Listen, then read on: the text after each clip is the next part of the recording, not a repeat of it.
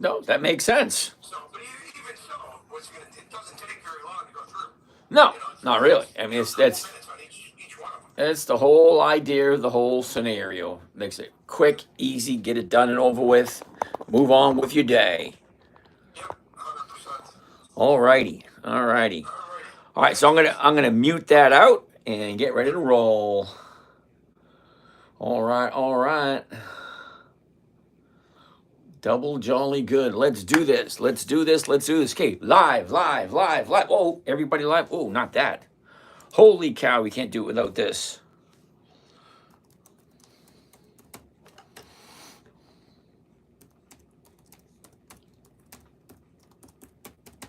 And, oh, that's not working. Okay, let's see what that does. Nice sign, James. You like that? Pretty cool. How many people do you think would actually pay attention to that? Yeah, you need to.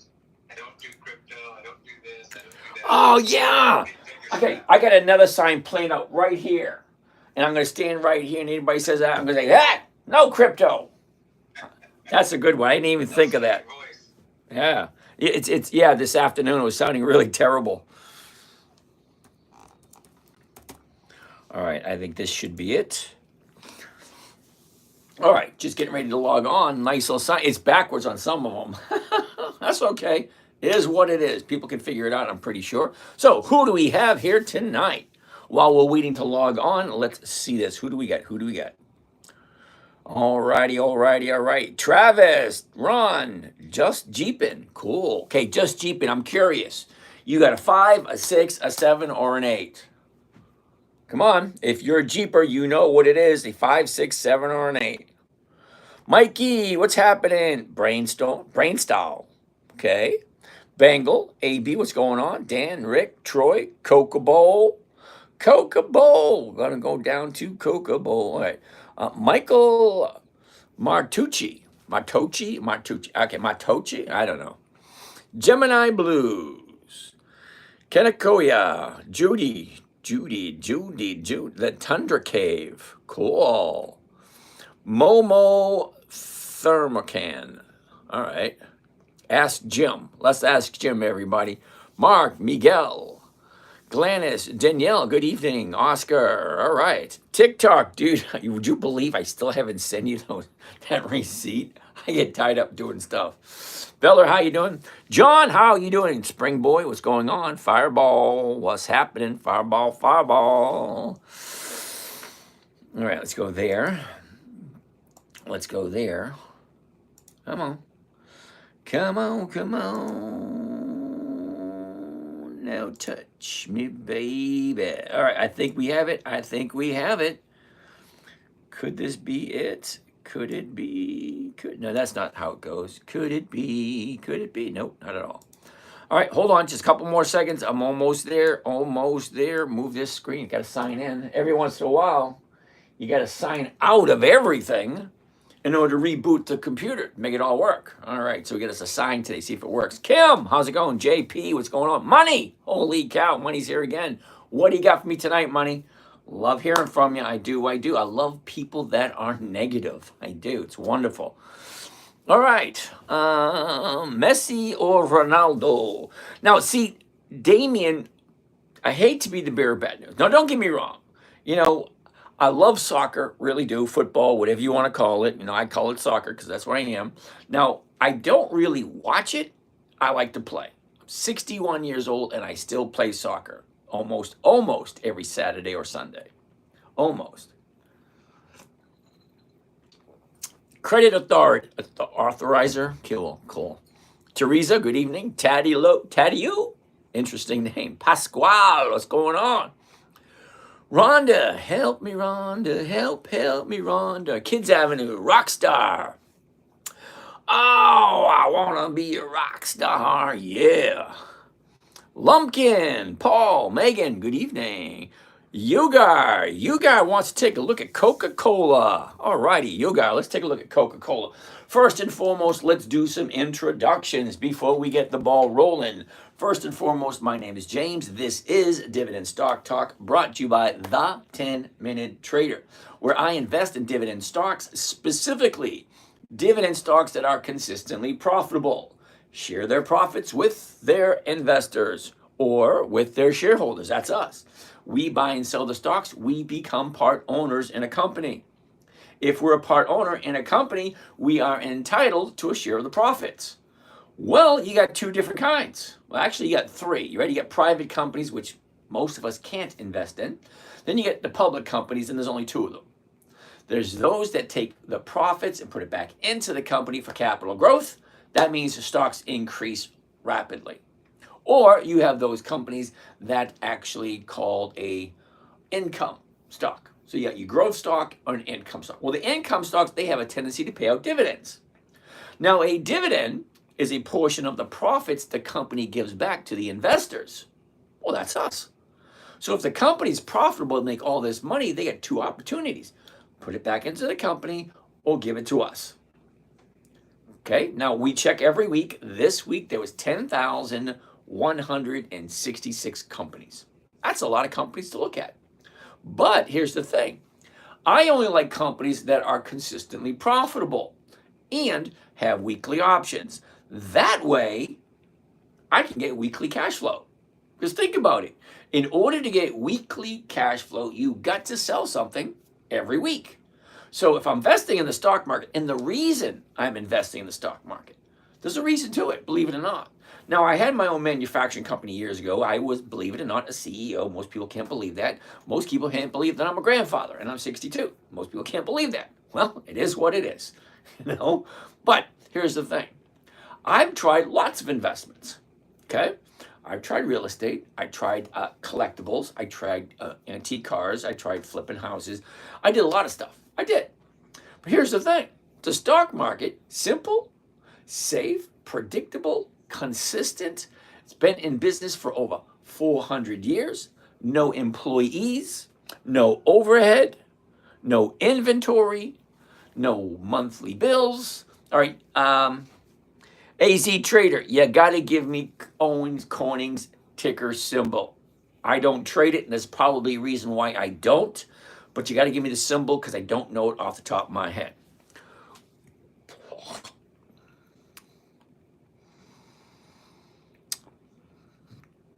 All righty. Born to Dolt, how are you doing? You are the young buck, not grandfather. I actually believe my grandson is 5 years old, but I do thank you for that opportunity. Okay, Uber, I can tell you right now, Uber does not fit because it doesn't have 2 decades of profitability. That's what I needed. Oh, I got to put that sign up there. Okay, so your sale options correct. You sell options correct. Okay, no, I sell options, but okay. So you have to own 100 shares of that stock. Absolutely, that's how it works. Okay, we're going to explain that as we progress through the evening. We're actually going to go through a couple of trades for you to see exactly how it's done. Because I don't pick and choose. I definitely don't cherry pick. Because I don't tell you stocks that I'm looking at. I look at the stocks that you guys tell me to take a look at. So you come up with something, I will put it up, and we'll go from there. But it's got to be a good company. Now, I would love to know more. Are you selling covered calls? I'm new. Mercer Shaw, yes, I am. Welcome to the show. Welcome, welcome. Come on, come one, come all who walk or crawl. Tickets, just 2 bits ahead. Okay, I told you 3 days ago, OSCR. I found the list of 25 to 30-year dividend stocks on Thinkorswim. Cool beans, Cliff. Way to go. So, that being said, so anyway, here we are. So what am I looking for? I'm looking to buy a company, invest, and I'm actually creating what I call a cash-producing asset. Okay, so every stock I look at, every stock that I personally buy has weekly options. That way it allows me to get weekly cash flow. Now, the only way you can get weekly cash flow in the stock market is to trade weekly options or to sit in front of the computer all day. Okay. Noah, aren't covered calls when you own shares already? Yes. Is there a limit on how many times you can roll a position? No, there is not. How do you not get hurt at market crashes? Okay, J.D. Roberts, here's an idea for you. Okay, I have 5 criteria. Now, some of you don't know how this all started. Well, back in 2008, when my daughter was 9, she said, "Daddy, what are you doing? Can you teach me? Can you teach me?" 9-year-old wants to learn how to trade stocks. Okay, so here's my challenge. Number one, she's 9 years old. Number two, she knows absolutely nothing about the stock market. Okay, so it had to be simple, it had to be safe, the profits had to be consistent and predictable. And then, for the fun of it, no way for her to lose. Because we all know a 9-year-old starts losing her money, she's going to start crying. Now, if it was a boy, it'd be a different story. I'm not sexist. Seriously, I got 2 of each, all right? But my experience, okay, from my point of view, if she started losing money, did something wrong, she'd get sad, start crying. Mama would get involved. I'd be sleeping on the couch. Not a pretty picture any way you look at it. So simple, safe, predictable, consistent, no way for her to lose. Great. How do you figure that out? 5 rules. Rule number 1. Never buy something you don't understand and you don't want to hold on to for the rest of your life.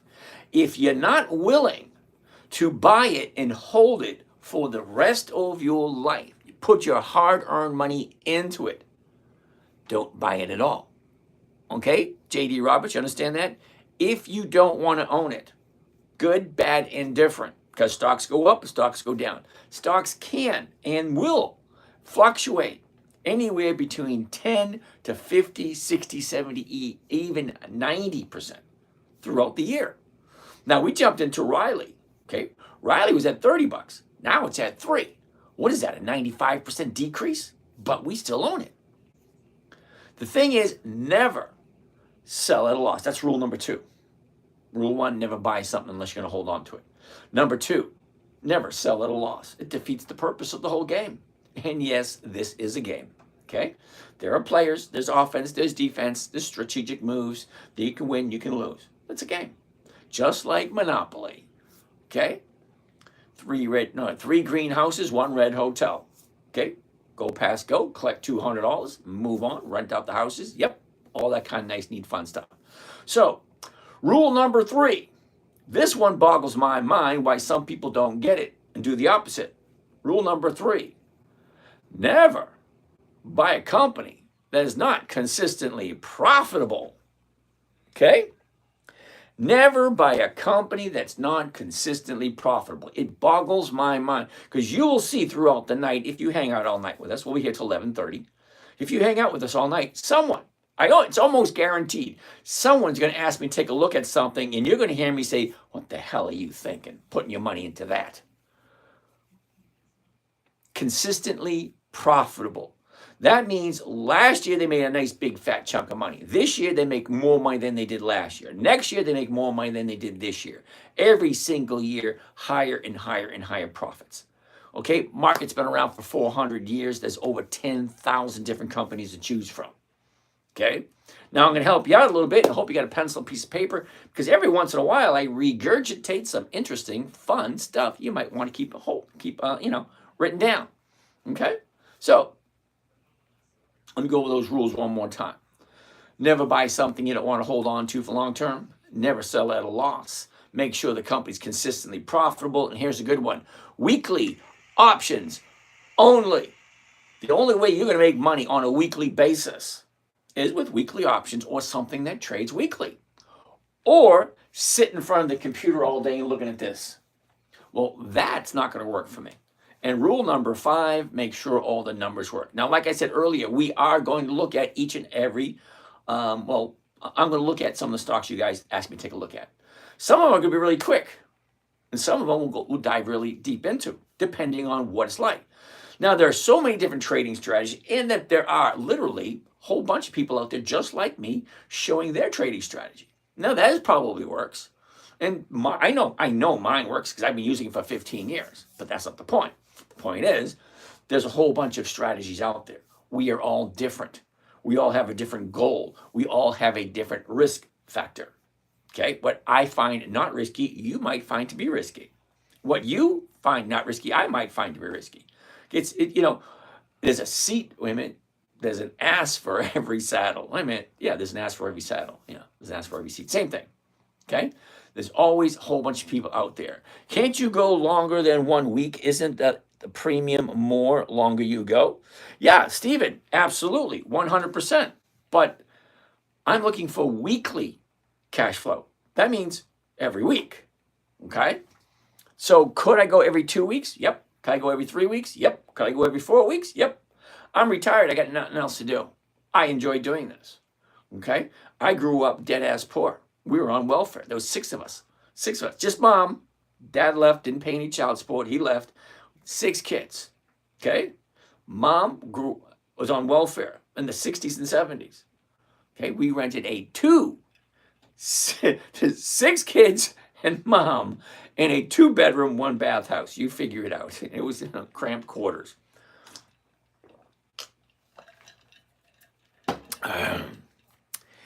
Just a nobody. The diagonal and vertical options on your trades are rolling covered calls.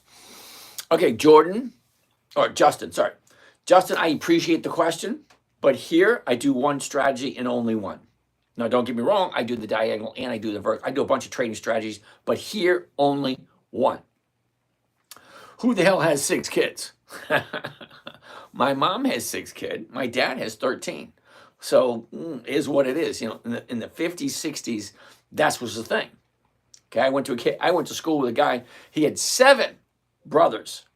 So there's 7 boys in the family. No girls, just 7 boys. Okay, so yeah, back in the 60s, they were big families. How much do you keep your portfolio in cash at one time? I'd say I used to be 5%. Now it's down to like 15%, sometimes 20%, because I got to avoid that TDS. Okay, and I'm pretty sure some of you know what TDS is and some of you don't. Okay, for those who don't know what it is, you probably have it. It is what it is. All right, I told you 3 days ago, OSCR. Now, didn't I take a look at OSCR and say, hell no? There's probably a reason. OSCR.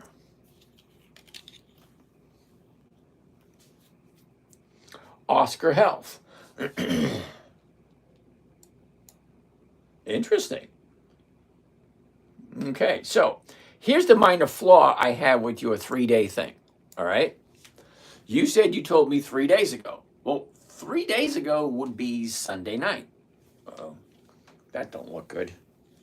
All right, so let's take a look at the chart, and I'll show you why I didn't get it 3 days ago. All right, so yeah, you did tell me 3 days ago.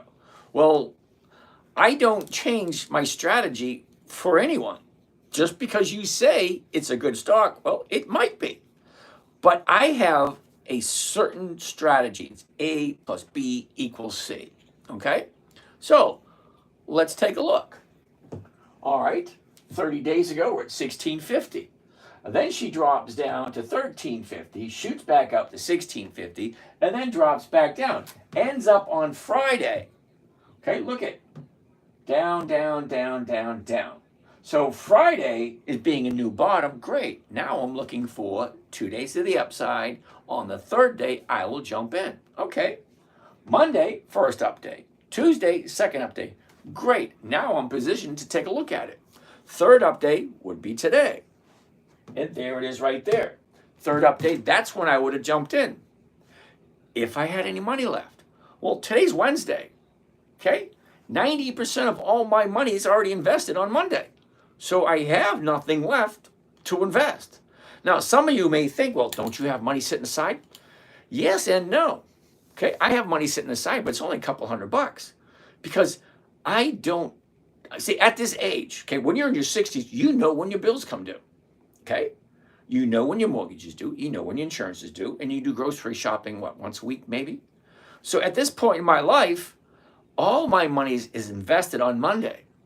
Okay, and that's when I get my check on a Monday. Because if I buy the stocks and I sell a covered call, I get the money from the covered call instantaneously on a Monday. So that's the money I use to pay my bills. Now by Wednesday, it's all invested. I leave a couple hundred laying around, for emergencies. What emergency do you really need that you can't use on your credit card? Same thing. So yeah, you may have told me it was good, and it moved up, just like you said it would, but it didn't fit what I'm doing. Okay. Now 3 days ago was Monday, and the numbers just didn't work 3 days ago. They work now, but now the opportunity came and went. Sorry, there's 10,000 different companies out there, so there are other ones out there. So I'm glad that you did good with OSCR. It just didn't fit for me on Monday. It is what it is. All right, what else do we have here? Ooh, PFC. Okay, the first one we have for the day is KC. KC and the Sunshine Band wants to take a look at COP, ConocoPhillips. And here we go. Here's the high, here's the low, here's where it was, here's where it is. Look at the momentum. Down, up. That's pretty simple. I mean, yeah, I can sit here and do this, and do all the crap. Yeah, no. Let's look at the basics. Okay? The high, the low, where was it? Where is it? Here's where it was. There's your bottom. Now she's going up. Basic. Don't get too deep into it until it goes to the next phase, because it's always A plus B equals C. So that's A right there. What does the 1 year chart look like? 5 things. High, low, was, is, was the movement. Great. Fine. It's not at the high. It's not at the low. Let's take another look at it. But anyway, I want to do step 2, or B, which is right. Well, you got a question over there? All right, we got noise in the background. Hold on. Who is that? Who is that? Can't tell. He beat me to it. All right. Okay, after I look at the chart, 3 to 4 seconds, I want to look at the numbers. Remember, I said rule number 5, make sure the numbers work. Well, you will see, like a good movie, everything comes together at the end. All right, so by the end of the night, everything will come together. And I'm going to ask you a big question. Does it make sense? Now, I'm going to guarantee you with 100% certainty, unless somebody asks specifically. I'm not going to try to sell anything. In the end of the night, I'm going to say, well, that was great, wasn't it? You need to buy it. Nope. I'm not going to do that. I'm just sharing information. All right? I'm also creating a video log for my children and my grandchildren. Stardate, blah, blah, blah, blah, blah, blah. Today we're looking at this, blah, blah, blah. And, okay, fun stuff. It's a video log for my children and my grandchildren. Hi, you guys. How you doing? Right? So I'm hoping at sometime when I'm gone, they'll have all these videos and I want to be able to do that. Okay, little Woody, I don't do that crap. No. I don't do it. So anyway, what am I buying it for? The current price, $93.80. The closest strike price to $93.80 is going to be the 94. The 94 is going for 87 to 94. But that's for this week. We got 2 days. We got 1 day. We got 1 day left. There's no trading tomorrow, so we only got Friday. That's not 1%, but that's only for 1 day. Friday, because there's no trading tomorrow. All right, so let's go to next week, the 27th, because 2 days is definitely not enough time value there. So we're going to get out of that one and go to the 20th. Here we go. So something didn't work out there. All right. That's interesting. Oh, looking at the wrong one. Okay, 20th of June. That's a different option. Okay, that's not the one we want. We want the 27th, which is right there. There we go. Now we're looking at the 94s.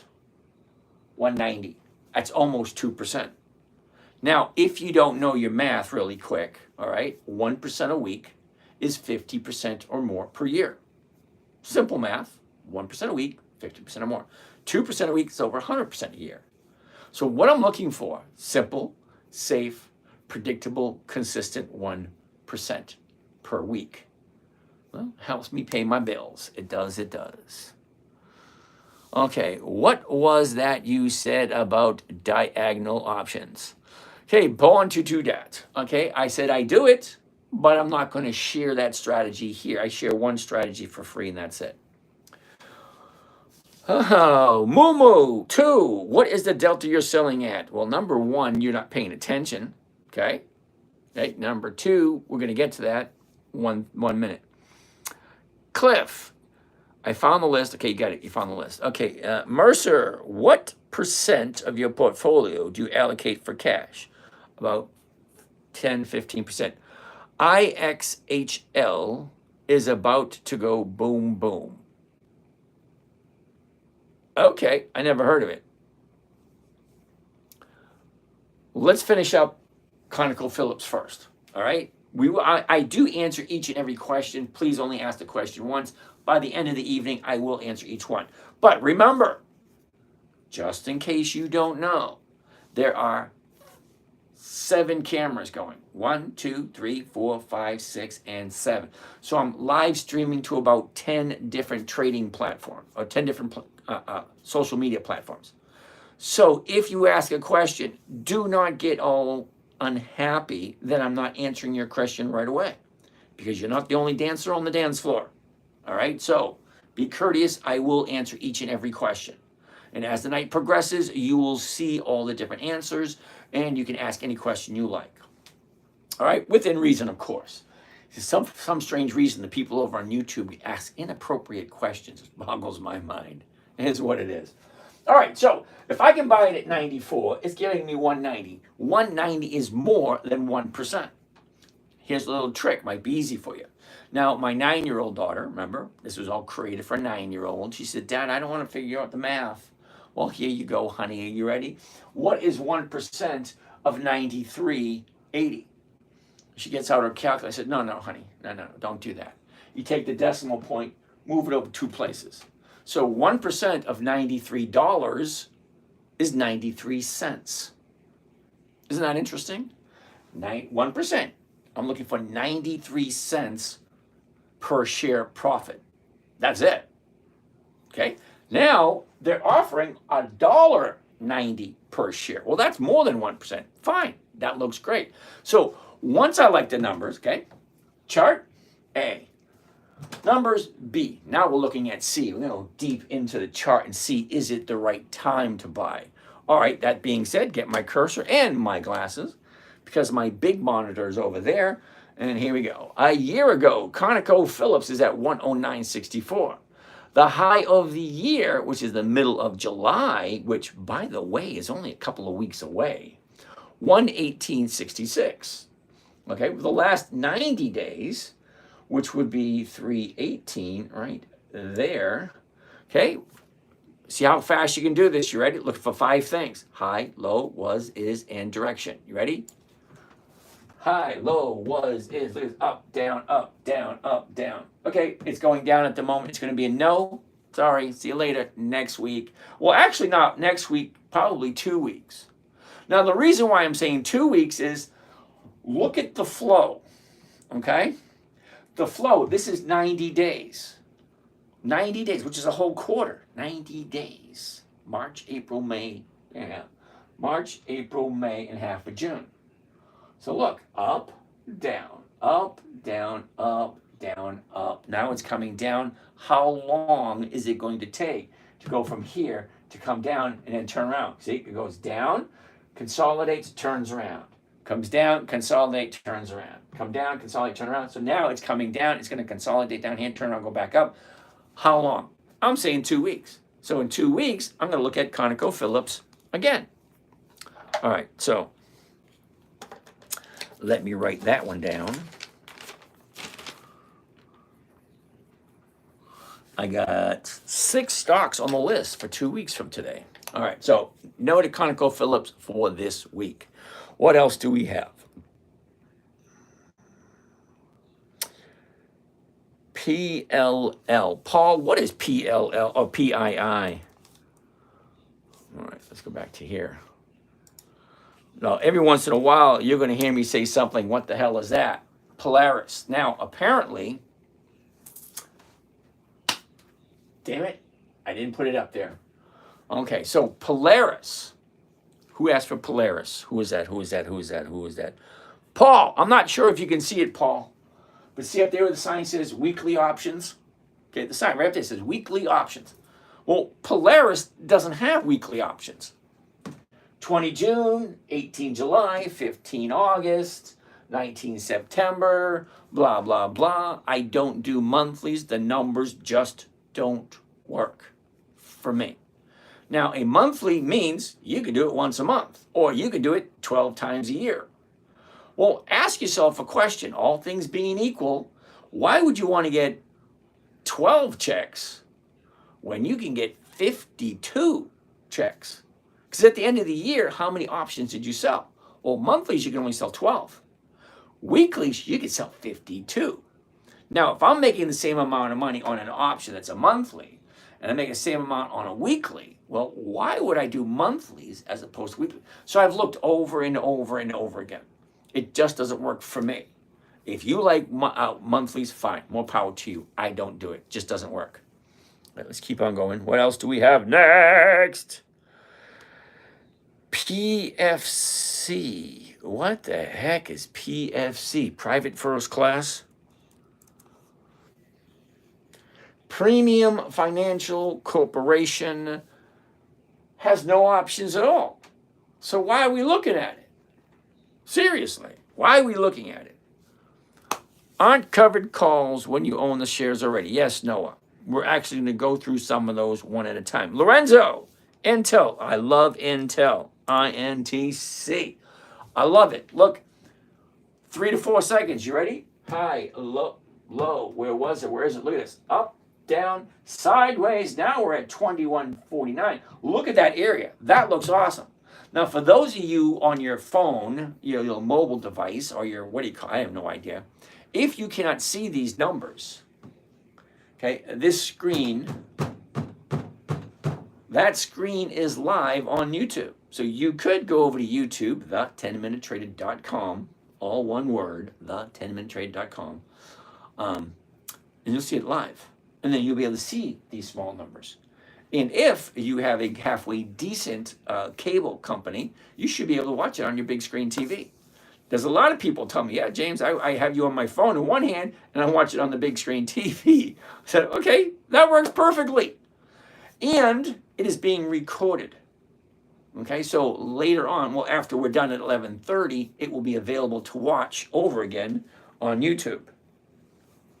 All right, so if something doesn't make sense, hit the rewind button, pause, rewind. Not now, because we're live, but later on. All right, so let's keep on going. So Intel, I love me some Intel. Let's take a look. High, low, all that kind of neat stuff. 21.49, the 21.50s are going for 60 cents. That is just short of 3%. Now, if 1% is 50% per year, 2% is 100% per year, well, what do you think 3% is going to be? Right around 150% per year. If you get, 1, 2, 3% every single week. So let's keep on going. All right, what do we have next? How the heck, ma'am, am I numero uno gifter? I have no idea. All right, struggle to strength. Cool beans, cool beans. Thank you, sir. Thank you, thank you. All righty. What else do we have over here? CRCL, tell us about this dog. Okay, FAR, hold tight. We'll take a look at that in a little bit. Even though I've never heard of it, we'll take a look at it. All right, so let's finish up with Intel. Now, I like the chart. I like the numbers. Next, we're going to go a little bit deeper into the chart, see if it's the right time to buy. Find that out. Where was it a year ago? Going to need the glasses for that one. All right, a year ago, we're at 30.75. We shoot up to 37.16, and that was the middle of July. Now, the bottom, well, that was on TDS Day. Do you know what TDS Day is? The 9th of April, the 8th and the 9th of April. Yeah, that's the low right there, 17.50. She jumps up, pulls back. Look at this, 30-day bottom, 30-day top. Now she's coming down, and there she's going back up again. Well, that's what I'm looking for. And I love Intel. Okay, so the numbers work, the chart looks good. Okay, so let's see what Intel would look like. So let's try. So I'm going to show you a sample trade and see if it makes sense to you. Okay, so ask yourself, do I like Intel? Do I like Intel at this price?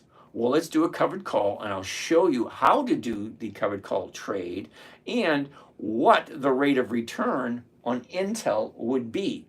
Of course, if you like Intel, because it always comes down to that. It comes down to the 5 major questions. Number 1, does it make sense? Number 2, do I like this company? Number 3, do I like this company at this price? Number 4, am I willing to buy it, hold on to it until it hits my target price, and continually do covered calls every single week to get weekly cash flow? And number 5, of course, do I ever plan on selling it at a loss? No, I don't. Okay, I can't speak for anybody in the audience, but to me, it doesn't make sense to buy something and then turn around and sell it at a loss. That's rule number 2. Never sell at a loss. It defeats the purpose. I mean, that's not what we're here for. You're not here to give your money to someone else. You're here to make a safe, predictable, consistent, profitable trade and still be able to sleep at night. All right. Intel. First thing I want to do is I want to change this to the right trading strategy. There's a whole bunch of them. I only teach one, and there's a reason why I only teach one, okay? There's so many, I don't want to bog everybody down with too much information. And besides, if you get this one down, it was created for a 9-year-old. Simple, safe, predictable, consistent, all that fun stuff, 1% a week. That's over 50% a year. When's the last time you got 50% per year? So let's take a look. I'm changing it from single to the covered call. Now, if you don't understand the covered call, there are literally hundreds of videos online explaining to you what it is. Basically, you're buying a stock, and then you turn around and you sell it to someone else at a certain price by a certain date, and they pay you what is called a premium. Okay? Simple. All right, so the 2150s. Here's the strike prices over here. 20, 2050, 21, 2150, 22, 2250. So if I'm buying it at 2146, the closest strike price is at 2150.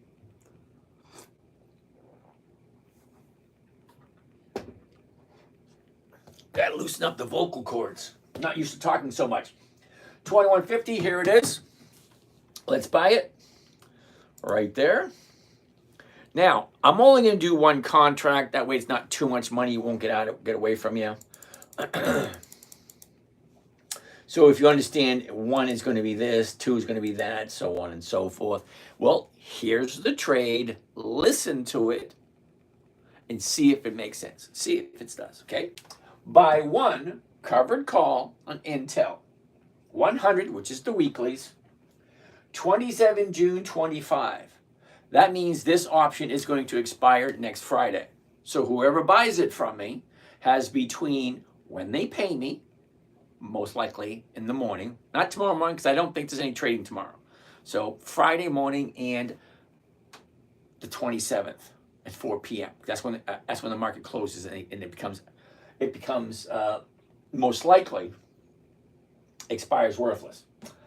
The $21.50 call option against the stock at the market to open to open. No, we're not stuttering. Stuttering. We're not stuttering. We are actually doing 2 trades to open to open. Well, I'm buying. First trade is I'm buying the stocks. Second trade, I'm selling the covered call. So it's 2 trades. Think of it this way. Trade number 1 goes to New York, Wall Street, buying the stock. Trade number 2 goes to Chicago Board of Options Exchange. So options, Chicago, stocks, New York. All right, 2 orders. Now, one thing I like about the covered call, other than it being very simple, when I said predictable, remember, simple, safe, predictable. All right, it tells me exactly what my profit's going to be before I even do it. Now, most people think, well, let's just buy the stock. No, because there is no profit in buying a stock because the stock has to do something. Well, if it goes up, then you have to sell it. Well, here I'm buying and selling at the exact same time. I just do it once, done, over with, boom. Buying stock, selling the option all in one swoop, and it tells me what my profit is even before I do it. So I don't have to wait. I don't like waiting. I'm impatient. Anyway, there's my profit. Now, the cost of the trade, including commissions and fees, that's what my investment is. Now, I don't say that's not what I'm spending, that's not what it's costing me. I say that's what I'm investing. Because to me, I'm buying something, and I am refusing to sell it for less than what I paid for it. So it's not spending. For me, it's investing. Now, to find out my rate of return, I get to take the profit, divide it by the investment, and that gives me my rate of return. So let's let the calculator, come out, wherever you are. Where are you?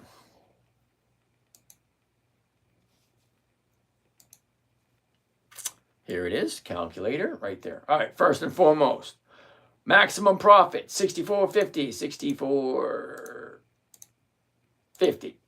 Now, maximum profit, 64.50. Cost of trade, including commissions and fees, $2,086. All cash. Okay, now I'm going to explain to you what I just said, and you'll understand in about maybe 4 or 5 minutes. But at the moment, 2,086.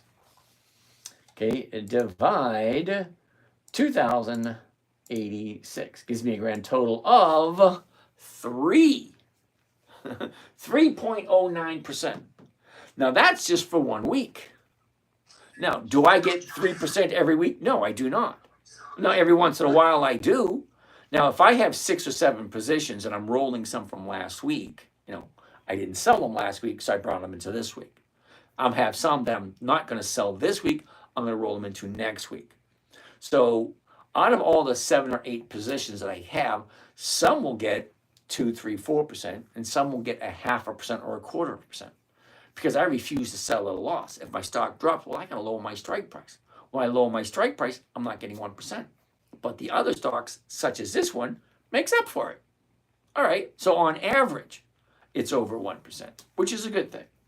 All right, so here, 3.09% for 1 week. Now that's all cash, okay? Cost of trade, including commissions and fees, 2,086. Now, what's down here? Buying power effect. What does that mean? Well, that means I'm buying this on margin. Now, I try to tell everybody, listen, do not do margin money until you understand the risks involved. Some people shouldn't do it at all because as a stock drops, you lose twice as much using margin. But as the stock goes up, you win twice as much. So it's a balance. So all my accounts are margin only because I've been doing this so long. I really urge people, do not do margin until you understand the risk. So I'm borrowing money from someone, paying a rate of return to borrow that money. But in this situation, I'm making 3%. Now 3% every single week. Well, that's over 150% by the end of the year. Do you think I really care about 8% for borrowing money? No. As a matter of fact, I will borrow money all the way up to 20% if the terms are correct. See, I don't mind borrowing money at 10, 15, 20%, as long as I'm continuing making 1% every week, which I have been for the past 15 years or so, but that's okay. All right. Now, let me show you what the rate of return would be if you had margin, because that number's right there also. It's the same profit, $64, $64.50. Now, I'm going to divide it by the margin requirement, because there's a huge difference between all cash, 3%, and margin, well, right there, 1,013. Well, let's divide it up. 1,013. Okay, that's 6.3%. Well, it's margin money, it's borrowed money, it's higher risk. So when I tell people I don't give advice because I don't know what your risk factors are, and I have no idea what you know, and I have no idea what you want to do. So I can answer all your questions, but I can't give you advice unless, of course, you want to have a conversation. In that case, send me your number. I'll give you a call. Believe it or not, I had over 20,000 people come through last night from all the different 7 channels. Out of those 20,000 people, only one person left their phone number, and we had a nice chat this morning. Unfortunately, the chat went like, "Oh, James, I didn't know you were going to call. I took on another shift, so we can't chat right now." That's how that conversation went. But she was happy that I did call her, though. Anyway, let's keep progressing. So I'm going to write Intel down because I like those numbers.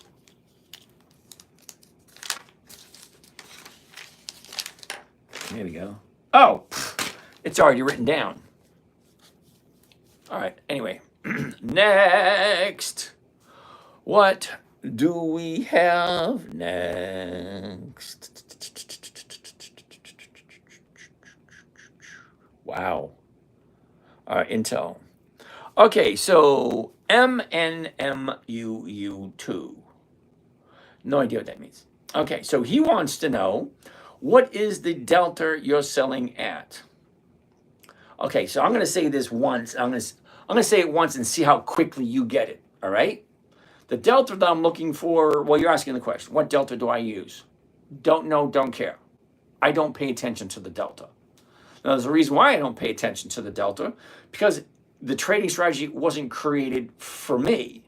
The trading strategy was created for my 9-year-old daughter, which I'm not about to explain to her all the Greeks and what all that stuff means. Yeah, no thank you. It's called the 10-MinuteTrader for a reason. Okay, she's 9 years old. It had to be simple, safe, predictable, all that stuff, and be able to get it all done within 10 minutes.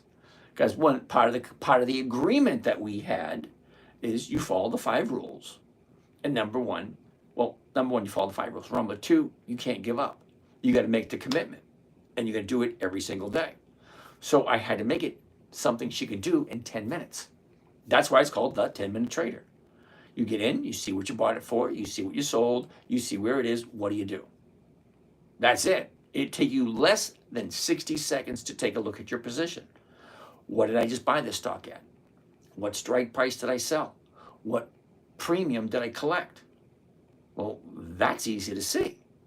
Well, what's it at now, and what does that mean? And what should I do? Well, can't answer the questions of tomorrow with the information we have today. Now, the options don't expire until Friday afternoon. Okay, so everything I sold on Monday, we're going to address it at 2:30 on Friday, because the whole week, what happened? Well, every morning we take a look. Okay, Monday, I bought this, this, and this. Great. Tuesday, all right, what is it at? Okay, Wednesday, what is that? Okay, Thursday, what is it at? Great. Friday, options going to expire. What does it mean? What should I do? Okay, my criteria: cash flow and preservation of my capital. I got a couple questions. Who do we have here? Vicky Rosie. Good. Oh, who did that one? Hey, Ellie, thanks for that. Vicky Rose, how are you? Tennis Pro. Good evening, good evening. Morgan, good evening. Ryan, how's it going? All righty. All right, let's keep on keeping on. Let's keep on. Neil, looking for dividend stocks to invest $50 a week and plan to not take out. Okay, Neil, you might be in the wrong place for that. Okay. Eagle, Lockheed Martin. What's going on with Lockheed Martin? Well, let's find out. Let's find out. All right, you're going to go all the way back to the beginning. So where we started from. All right, LMT, Lockheed Martin, LMT. Yeah, I usually don't do stocks over $300, over 250. Okay, take a look at this. Okay, bottom, top. Now she's coming down. No to Lockheed Martin for this week. Now I like Lockheed Martin. Every once in a while, I will buy some, but not this week because she's coming down. All right. How much do you keep? We already did that one. What delta? We already did that question. Some of these questions, like, Same over and over again. What do we have? All right, we did pi. How do you know that's the bottom? Oh, Christian, how do I know that's the bottom? All right, Christian, don't be insulted when I say this, all right? How do I know that's the bottom? Well, Christian, I might be wrong, okay? But the way I see it being the bottom, it's the lowest one here. Everything else is higher. So that's the bottom. Well, we could do it the other way too. This is the top because everything else is lower. I don't know. I'm not really understanding the question. How can I tell it's the bottom? Well, anybody can tell it's the bottom. It's the lowest one there on the chart. So no matter which chart you look at,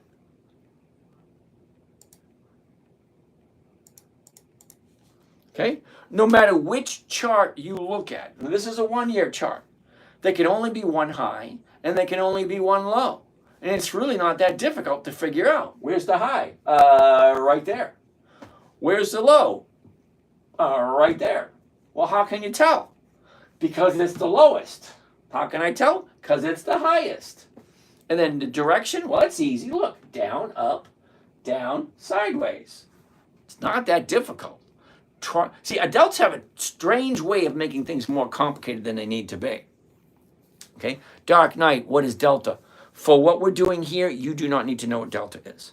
There's a lot of things in there that can explain it. Big wick candle to the right. Thank you, Tennis Pro. Okay, so what else do we have here? Do you have to pay for covered calls? Unfortunately, Sybil, everything investment we do is an investment. Lewis, dude is a math teacher. Now, you see, I always wanted to be a math teacher. I did. But the funny thing is, math is an exact science. 1 plus 1 is going to equal 2 no matter where you come from. But I had no desire, nor I refused to go to school for 7 years. Okay? See, imagine, you got to go to school for 7 years to get paid dirt cheap money and be unappreciated. Yeah, no thanks. I'd rather quit and be a garbage man and make a lot more money than a teacher does. But don't get me wrong, I love teaching. I'm just not doing it for the government. Yeah, no thanks. Shark, what's happening? Stone Fury, RJ Trades. Sybil, no, it's free. You are selling and making money. Yep, thank you, thank you. Rapata. Just YBK. I have no idea what that means. Uh-oh, Tommy wants to take a look at SRE. What's SRE, Tommy? Tommy's never a good sign when I have to say, what the heck is that? Come on, Tommy, you've been here before, dude. I don't do monthlies. 20 June, 18 July, 15 August, 17 October. No, no, and hell no, Tommy. You know better than that. Kirk, 1% weekly is not sustainable at all. Ooh, another naysayer. I love naysayers. I love people who show up for the very first time, have no context whatsoever what I'm doing, and tell me that I've been wrong for the past 15 years. Now, Kirk, you want to go one-on-one, Kirk, bring me the best you got. All right? The best you got, let's see what you got. Okay? Now, I got a whole bunch of people in my morning trading group that would beg to differ with you. Okay? I've been doing it long enough that, yeah, I can sit here and have a conversation with you all the time. But you got to remember one thing, Kirk. Just because you don't know and you don't agree, great. But let's not take away the focus for everybody else. Because there's about maybe 1,000 people here at this moment. And I have over 1,000 videos on YouTube. Not 1, 2, or 3, or 4, over 1,000. The oldest one going all the way back into 2012. All right? So I have plenty is reasonable. Wait a second. Okay, Kirk, you say one post, 1% weekly is not sustainable at all. And then down here, you say 1% a week is reasonable. Okay, so now I can just skip over whatever you say because you're contradicting yourself. All right, the kings of comments. Why does it say March '04? Where does it say March '04? It says right here, July 18, which is today. It says connected real-time data, July 18, 22, 12:40.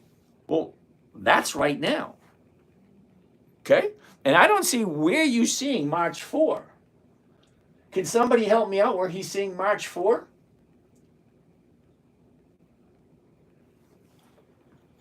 I'm clueless. Oh boy. All right. Where we going? Where we going? Why does it say March 4? Okay, yeah. King of comments, you got to tell me specifically where does it say March '04? Because that, my friend, is today.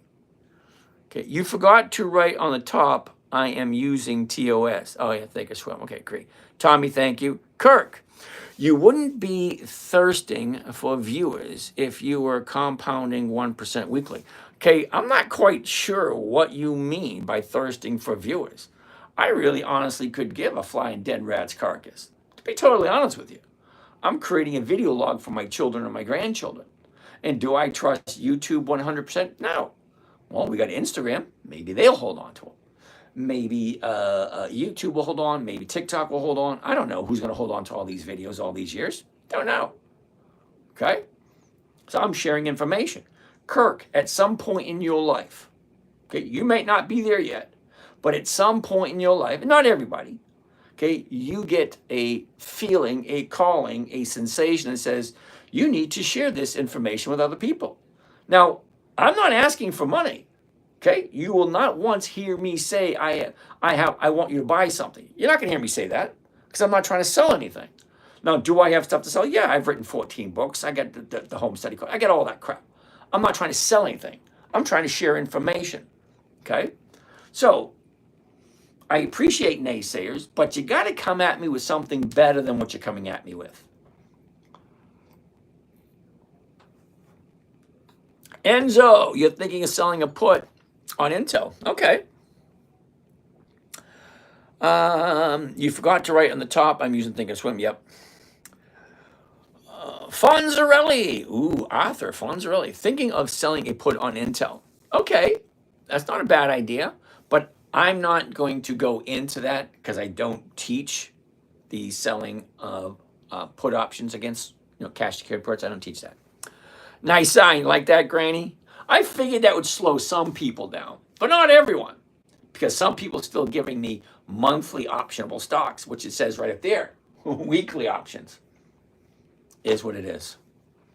Cliff, you want the share to get taken away from you, right? Well, Cliff, not necessarily so. Now, I will buy a good quality stock, a company that I want to hold on to. If it just goes sideways, no big ups and no big downs, just goes sideways and I can get 1% every single week, I'll just hold on to it. Now, I bought, I forget which one it was, might have been Kohl's last year, but every single week I got a premium from it, which means every single week I got some kind of cash flow from it. Okay. Yep, Granny, I saw that. I'll have to put it somewhere. Stone Fury, how are you? Krask, what's going on? We may be entering a war. Options on puts. Okay, I hear you. William Rosen, do you sell a covered call to open or sell it to close? And what's the difference? Oh, wow. I haven't got that question in months. All right, hold the thought. The question on the floor at the moment. Do I sell your covered calls to open or do I sell to close? Well, I think we just went over it like 5 minutes ago.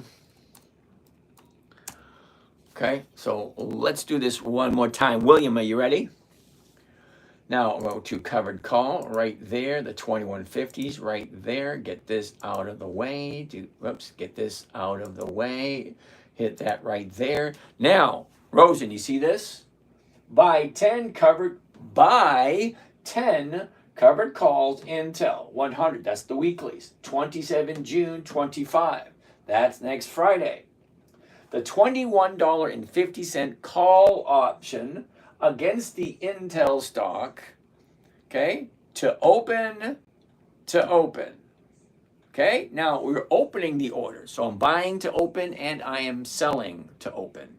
At some point in time, I will sell to close and then I will buy to close because it's two orders.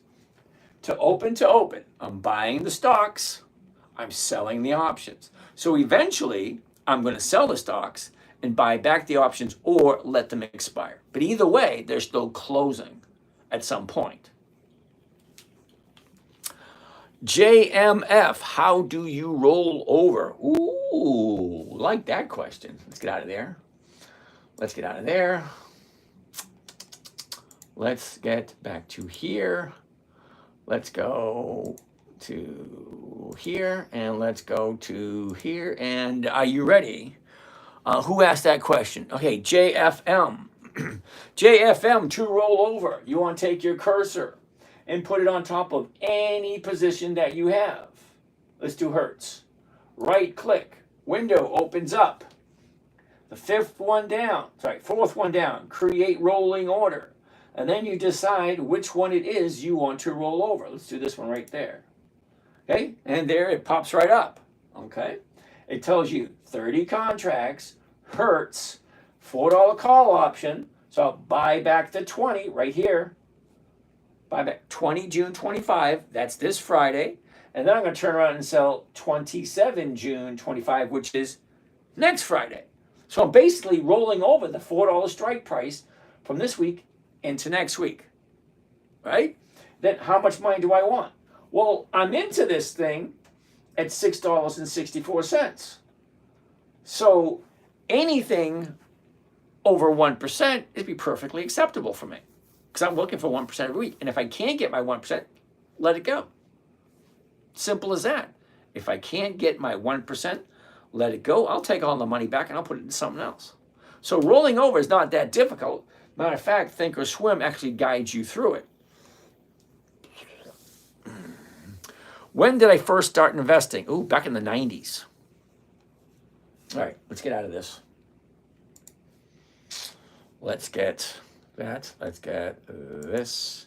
Let's get that. All right. All right, let's do this. Alrighty, so that was that question. When did you first start investing? Back in the 90s, got it. Dmitry Yakolev. Why weekly and not monthly options? Okay, Dmitry, I want a weekly cash flow. Okay, I'm retired, got nothing else to do. This is what I do in my spare time because I enjoy it. And I've been doing it for the past 15, 20 years, so I'm getting used to doing it. So I just keep doing it. All right? That being said, I'm doing it consistently anyway. Well, I got tired of people asking me, James, what are you doing? Where do you get your money from? How do you do that? You don't do any work. What do you do? I said, fine. Someone gave me a camera, put me in front of it, and I started talking, and that's where we are now. Okay? I enjoy sharing. I think people have the right to know if they want to look hard enough. It's really not that difficult. Why not? So, Dimitri, as I was saying, monthly, the numbers just don't work for me. Let me show you, okay? Now, we've seen a weekly where we can get a nice return every week.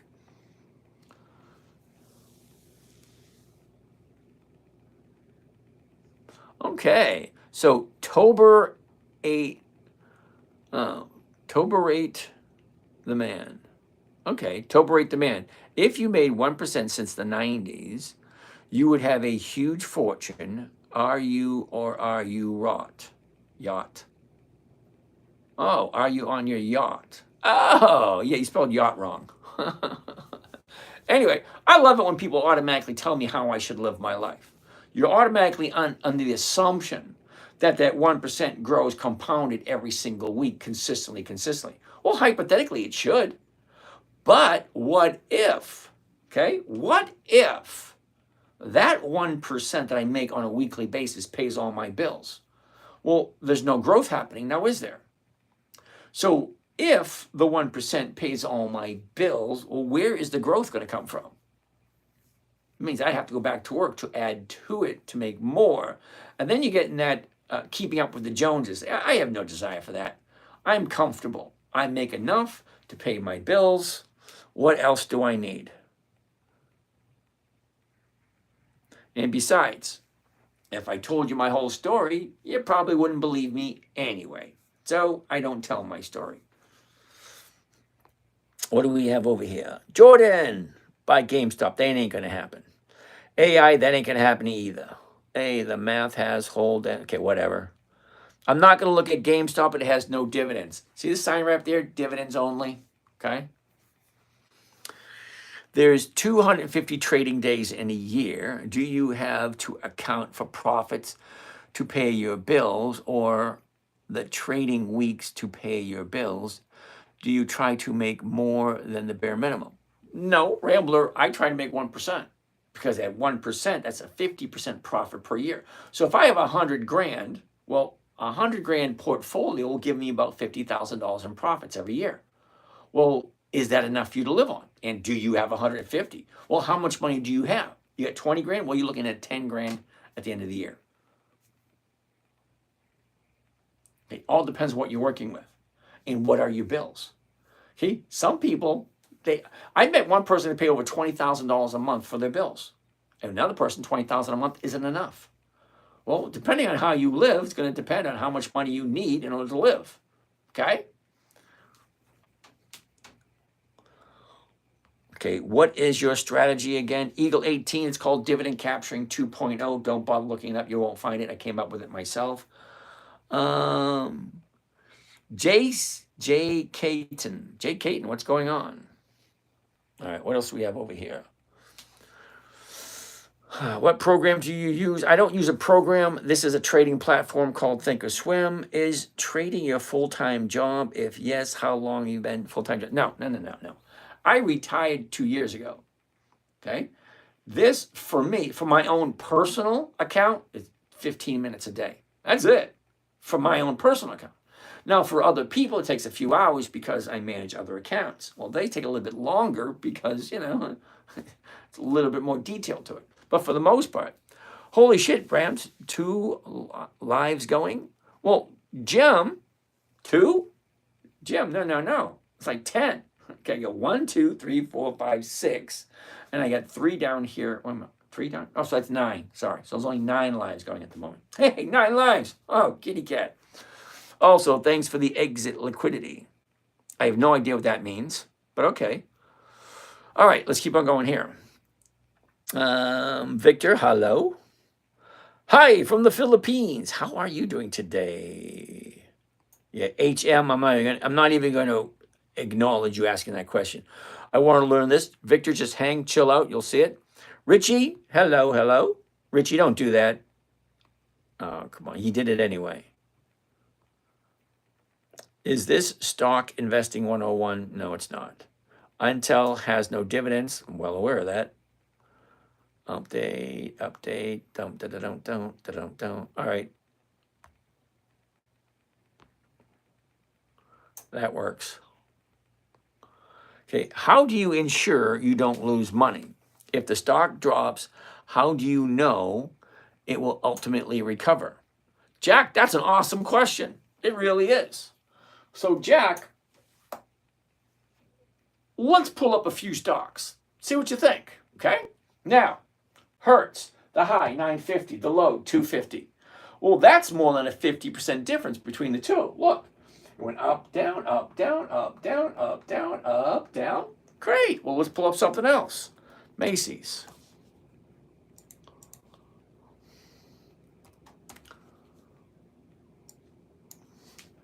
Okay, Jim, take a look at this. The high, the low, look at the movement. Up, down, up, down, up, down, up, down, up, down, up, down. Okay, wait a second. We got some more to do. Up, down, up, down, up, down, up, down, up, down, up, down, up, down. Wait a minute, there's a bunch more.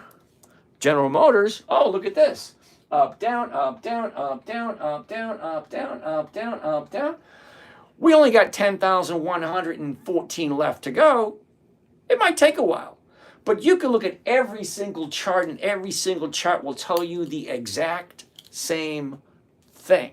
Stocks go up, they go down. They go up, they go down. They go up, they go down.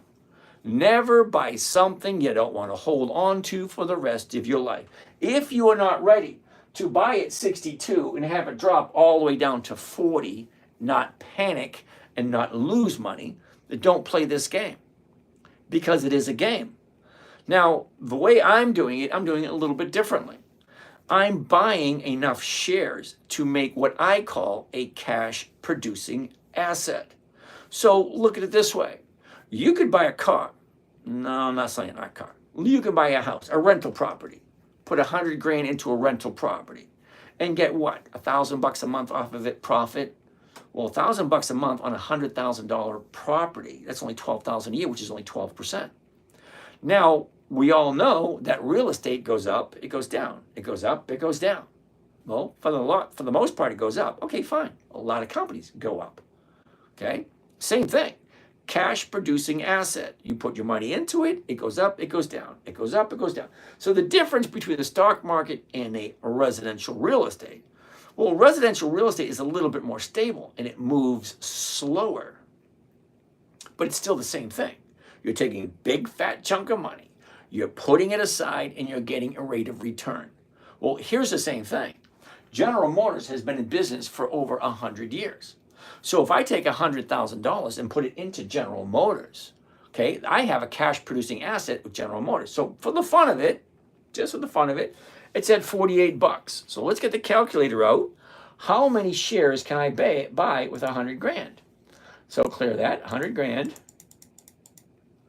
Okay, divide by 4809, that's 2,000 shares. Okay, great. So hypothetically speaking, I can buy 2,000 shares at 48 bucks and 9 cents, because that's the current price right there, $48.09. All right, so what kind of rate of return can I get? Well, if I'm buying it at 48, I'm going to sell it at 48. And here's a nice thing about General Motors. If I put $100,000 in, I get 2,000 shares. Well, 2,000 shares at 48 is going to give me 94 cents a share. Hold the phone. Where's my calculator? Okay, right there. 94 cents a share. 2,000 shares. What is that? Okay, 0.94 multiplied by 2,000 equals 1,880 bucks. So you can buy a house, 100 grand, get $1,000 a week. Get $1,000 a month. I can buy $100,000 of General Motors and get $1,800 this week. Now, the only thing different about houses in the stock market is the value of this is going to change. So as it goes up, I sell a strike price, something safe, so I'm not getting called out and I'm not losing money. But if the stock goes up above what I paid for it, well, yeah, I'll sell it. I don't mind, because I'm not buying it to marry and have for the rest of my life. I'm going in with that intention. You know, I'm not buying something and saying, I'm only going to hold this for a couple of weeks. I don't really care about it. No. I'm going to buy it as if I was going to hold it for the rest of my life. General Motors has been in business for over 100 years. We all know who they are.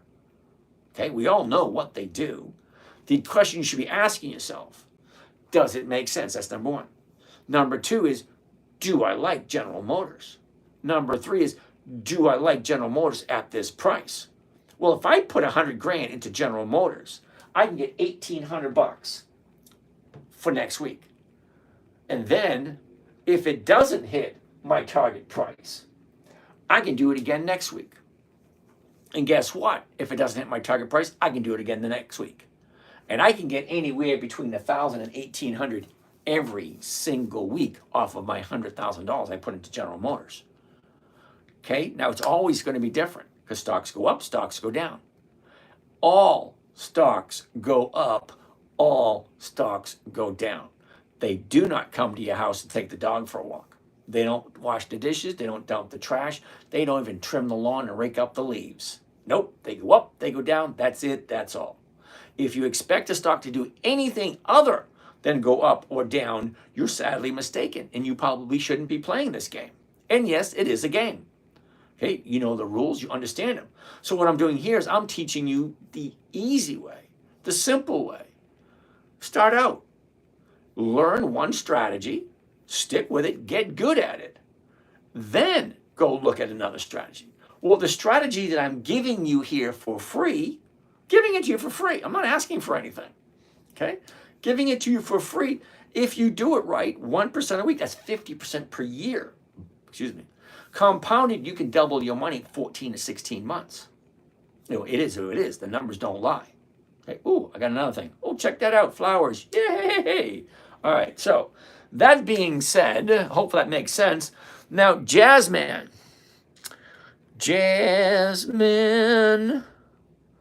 Oh, I just love it. Jasmine wants to take a look at Misty, MSTY.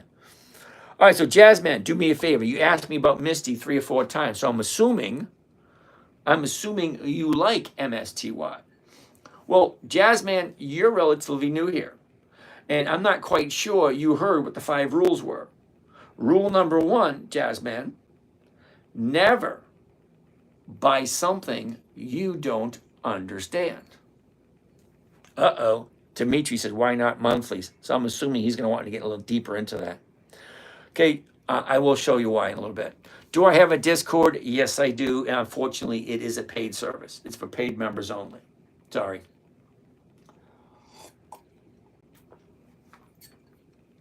All right, let's keep on going. So, Jasmine, I'm going to make a deal with you. You asked me a couple times to take a look at MSTY.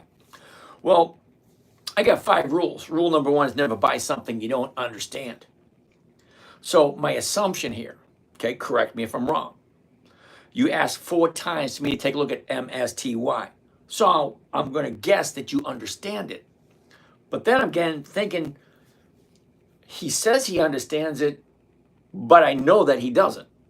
Now, the reason why I know you don't understand it, because if I say 2 decades of consistent profitability, and you're still sticking to the Misty, well, then you have no idea what's going on in that company. So do me a favor. Go into whatever financial website you use. If you're an investor, you'll know what a financial website is. It's where you get all the details. You know, profits, earnings, how often have they increased their dividends, what the cash flow is like, what the book value is, all that kind of nice, neat, fun stuff. That's where you get that information. So go there and let me know, how many years has MSTY consistently increased their profitability? Okay, you figure that out. We'll take a deep dive in it. We'll spend as much time as you want on MSTY. All righty? All right, Mark, you have proof of concept. Mark, were you not just paying attention? Hold on, Mark, this is going to be for you. Now, Mark, for the fun of it, Mark, let's do a trade on General Motors. You know who General Motors is, okay? They've been in business for over 100 years. The current price right now at this moment in time is $48.09. Okay, $48.09. So I'm going to do a covered call on General Motors at 48. So let's pull it up, 48. Now, I hope this will satisfy your desire of, do you have proof of concept? Well, here we go. All right there, 1 contract at the market. Here we go. You ready? Who was that again? Mark. MMXXV. Okay, Mark, you ready? Now, listen closely so, I don't have to repeat myself. Buy 1 covered call, General Motors 100. That is the weeklies. 27 June 25, that's next Friday. It means the option expires next Friday. $48 call option against General Motors stock at the market to open. It's 2 trades, buying stock, selling the option. It's called covered call. Buy the stock, sell the option. Okay? I'm buying it at the market, first thing in the morning. Most likely it can be somewhere around $48. Then I'm selling somebody the right to buy it from me for basically the exact same money I just paid for it. That makes no sense at all, right? All right, so let's see exactly how much it comes to. You ready? We're going to hit send. Oh, shit. I didn't mean to do that. 48. Didn't mean to do that. It got rejected because I didn't mean to do that. Market. All right, let's try it one more time. All right, there it is. Now, this is the order. Buy one covered call, General Motors, all that kind of interesting stuff. Okay. Maximum profit, $87 per contract. One contract, $87. Two contracts, 87 times 2. 5 contracts, 87 times 5. Okay? Just one contract, you understand it. The cost of trade, including commissions and fees, $4,700. Okay? On margin is $2,300. So let's take a look. You ready? Ready, Mark? Here we go. So if I buy 100 shares of General Motors tomorrow morning, $4,713. That's what it's costing me. Profit, $87. 87 divided by the investment, 4,713, $4,713 to buy 100 shares of General Motors at the current market price of $48.09. It's good. Oh, got that tomato on my head. 100 shares is going to be 4,713 is going to be my investment. Okay, so it equals a grand total of where was it? All right, Mark. Proof of concept. If I buy 100 shares, I sell a covered call, I'm making 1.8% for 1 week. So I don't know if that's proof of concept or not, but it looks kind of like to me. Maybe it's not for you, but let me show you this just in case.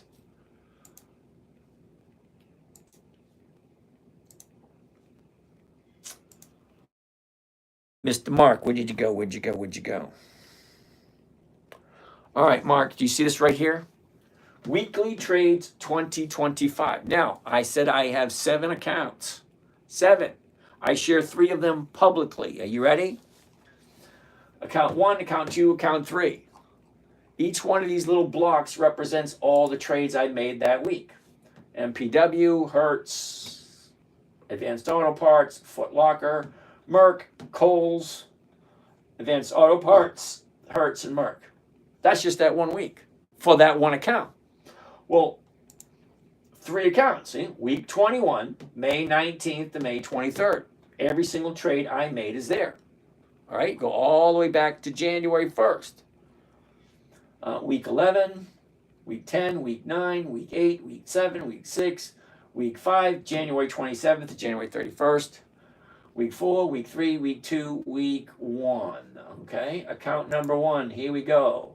U.S. Steel, MPW, Intel, Altria, Harley-Davidson, Intel, Riley. Okay, add them all up. Here's the timestamps over here. Here's how many options there was. Here's the call strikes. Here's the price. Here's all the credit. That means money coming in. So you take all those credits coming in. $1.58 multiplied by 10 contracts. That's $1,580. Just that one trade, that one line right there. $1.48 per share multiplied by 16. Well, that's another nice fat number. You add them all up, it comes to, I think it was like $9,000 the first week, was it? 9,341. So week 1, December 30th to January 3rd. That's the first week of the year. 6.19, account number 1. Account number 2, 1.82. Account number 3, 4.23.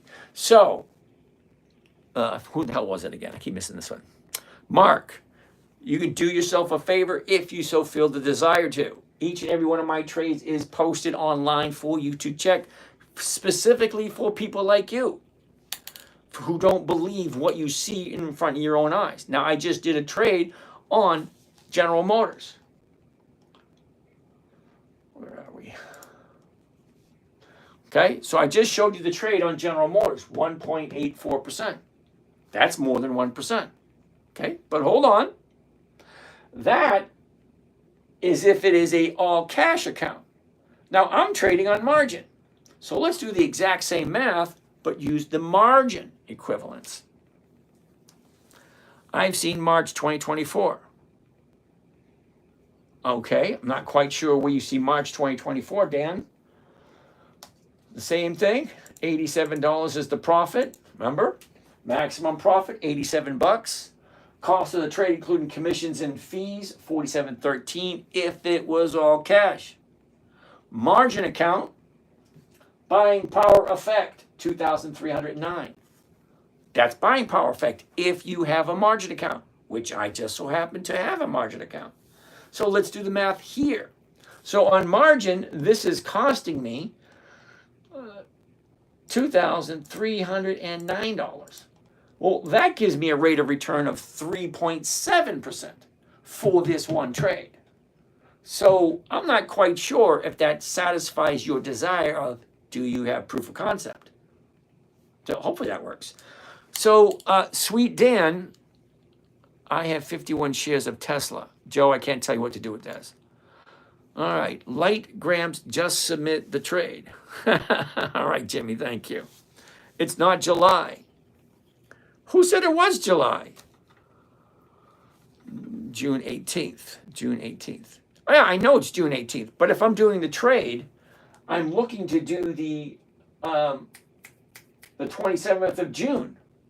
Not this week. There's only one day left for this week. Well, I don't want to do this week. I want to do next week. And Sweet Dan, I don't know where you get 24 March. I don't see 24 March anywhere. Delete that. Let's get back to where we were. All right, so let's keep on going. CJ, it's not July. I'm well aware of that. All right, so Jasmine, I'm waiting for you to tell me about MSTY. Dimitri, harder to predict. The ROI isn't attractive. Thank you, Alex. I was going to get to that. We're going to actually walk through some. Updates on semis and Intel possibilities. Okay. Jeremy, good evening. Dawson, how's it going? Made a couple hundred off of Ford this morning. Can you give me your thoughts on the chart? Okay, let's take a look at Ford. Okay, really quick. High, low, was, is. Look at the motion. Up, down, sideways. Here's the bottom. There's the top. We're at 1043. For me, it's a no for Ford for this week. Now, 2 years ago, Ford was one of my favorites. But look at this week. Okay, here's your last 30 days. 30 days ago, there's your high. 2 weeks ago, there's your bottom. She shot up. Last week was the high. Now she's coming down. So no, I wouldn't be buying Ford this week. I'd wait another week or two for Ford to come down a little bit more. But that's me, and I do love Ford. Okay. See in March, I have shares on Tesla. Okay. Ben Brandt, 1% weekly, 52% a year. Yeah, right. Thanks for the exit liquidity, Gramps. Not a problem. Jimmy, thanks for the exit liquidity. Thank you. I have 51 shares of Tesla. I don't do Tesla because they don't have dividends. Jasmine, I asked you a simple question. Can you tell me how many years in a row has MSTY increased its dividends? Okay, Fonzarelli, you want to do the wheel on Intel? Okay. Now, I do the wheel on Ford before I do the wheel on Intel because Ford is dropping. Okay, so you could sell a Ford 10 get Ford. Nah, that doesn't work. 20 cents for next week. No, that's better than doing the call. See, next week's put option looks more attractive than next week's call option. So I tell everybody, it's always going to be about the numbers. Which one makes more sense? Anton. Okay, Anton. Intel is risky. I'm tricky. Yep. A lot of risk unless you sell immediately and take profit. Okay. Thanks for the okay. What is that one? Alcon. All right. James wants to take a look at Cisco, CSCO. CSCO. All right. Nope. Wasn't that quick, James? I don't buy at the high of the year. High, low, see that? Not even 2 seconds, and so no. Barrington, good evening. Kadev, can someone write what he said, please? Okay. Pfizer. Positivando. Pfizer, PFE. PFE. No.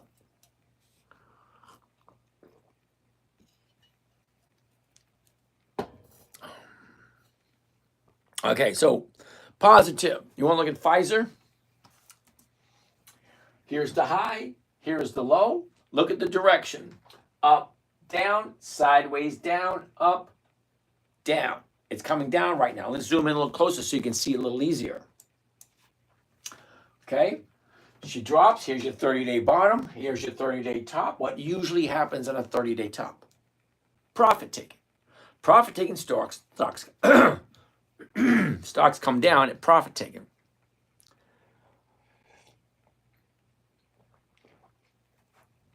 JMF, you're welcome.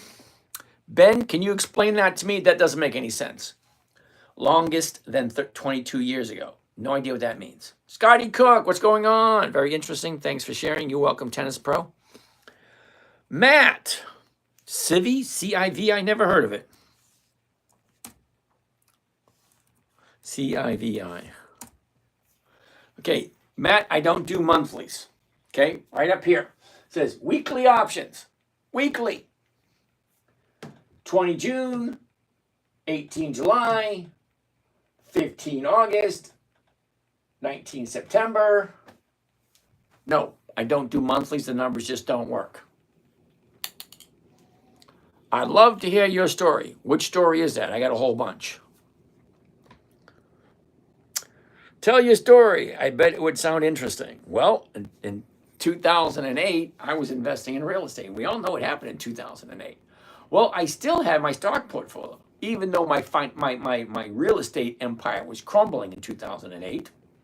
Okay, I had an investor that was panicking.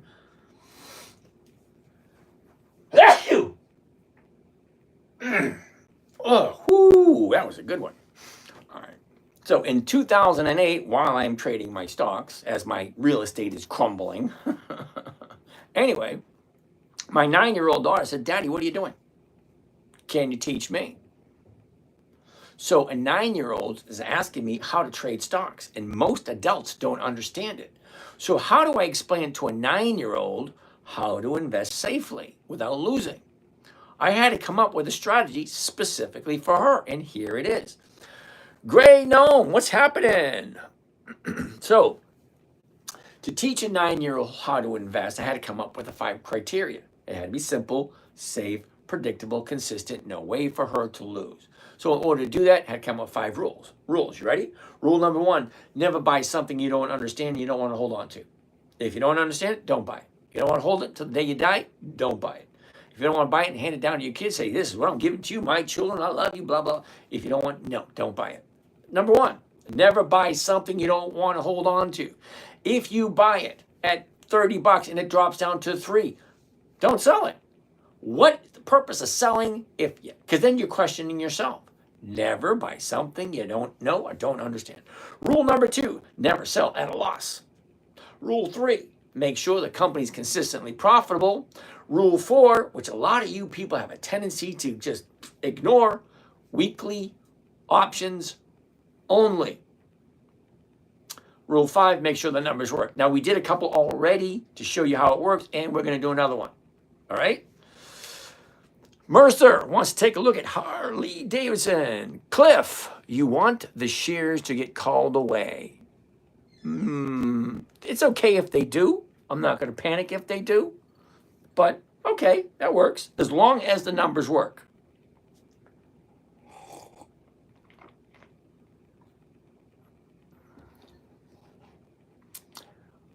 Okay, so Mark, I appreciated you acknowledging that stocks go up and stocks go down. You asked for proof of concept. Did it make sense? My uncle acts the same way playing roulette. Matt, can we look at CIVI? Okay, Matt, CIVI is right there. It's a big fat no, brother. Weekly options only. Okay? JC, pick 'em good. That's how. Absolutely. Saul, UNC. What the heck is UNC? Never a good idea. Never a good sign when I say, what the heck is that? No options, no thank you. I have no idea what that is. 20 covered calls at the money. Thank you. Medina, how are you today? You can't depreciate stocks. I'm well aware of that. You know, but who said that? Kiko? Kiko Lopez. Now, Kiko, I need you to do me a favor. Make the jump in your head, assuming that I already know everything you already know. I know it might sound arrogant, but give me that little bit of a favor. Housing is leveraged at 95. Okay, at $95, 9,500, 95,950 what? 95 what? Okay, you got to remember this. 9 channels going here, which means there's 9 different conversations going at the same different time. So you got to be a little bit more specific. Housing is leveraged at 95. Well, unfortunately, most people nowadays are buying houses all cash. Way too many people buying houses all cash. I think it's the dumbest thing ever. Cash is one of those few things. If you leverage it right, you can make a ton of money.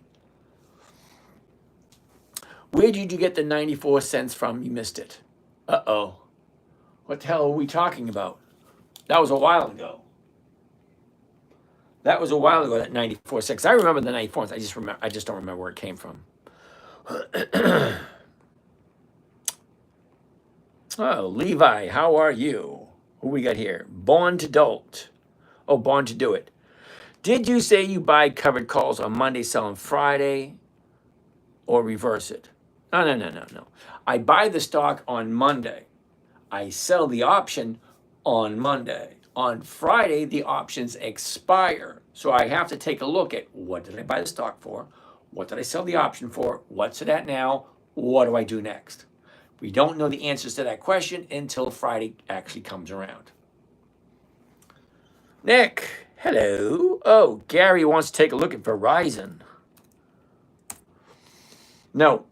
Wasn't that quick, Gary? And the reason I'm saying no, take a look. 30-day high. Boom, boom, boom. 2 weeks going down. Now, this would be great for next week as soon as it finds the bottom. Now, could today be the bottom? Could be. But you need something on the other side to compare it to. See this bottom here? Well, you have something on the left and you have something on the right. Well, that way we know this is the bottom here. We don't know this is the bottom here until we have, well, Friday and then Monday and Tuesday.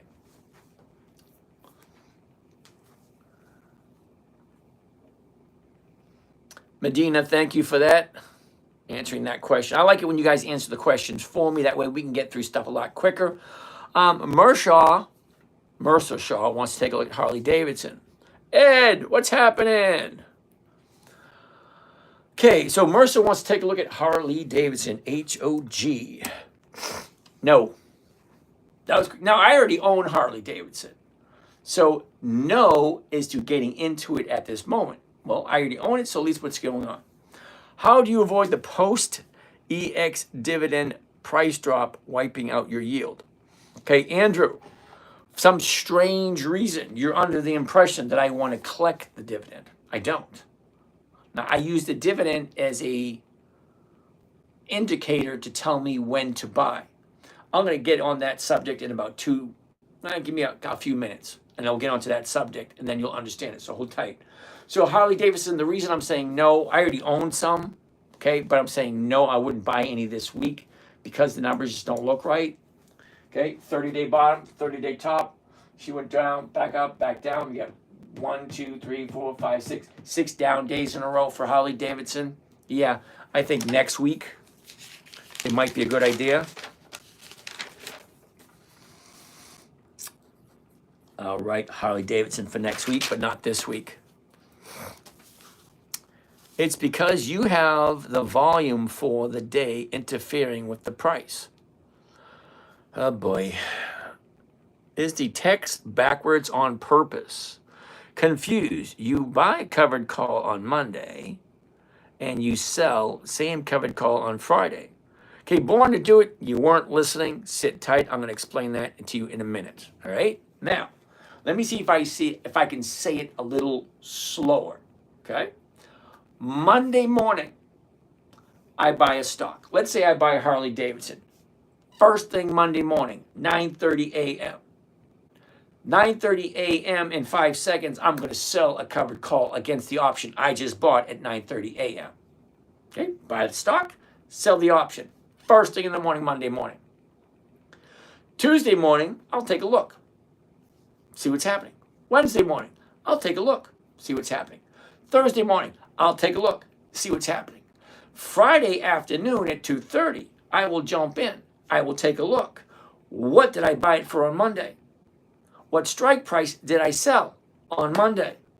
What is it worth today? What does it mean to me with this new information that I didn't have yesterday, the day before? Okay, well, what did I buy it for? What did I sell? What's that now? Now what do? Do I let it get called away? Do I let it expire? Do I buy it back? Do I roll it into next week? I can't answer the questions on Friday afternoon with the information I possess on Wednesday night. It's a simple question. I mean, it's a simple answer. I can't answer the questions on what I'm going to do on Friday with the information I have today. So it's one day at a time. Every morning I take a look. Okay, what happened today in the stock market? Well, Harley Davidson, okay, the opening price, the closing price, the high, the low, it's all right there. That's what Harley Davidson did today. Great. What did I buy for? I bought it for 24 bucks a couple of weeks ago. Now it's at 23.37. It's going down. Do I care? No, because Harley Davidson gives me a rate of return every single week.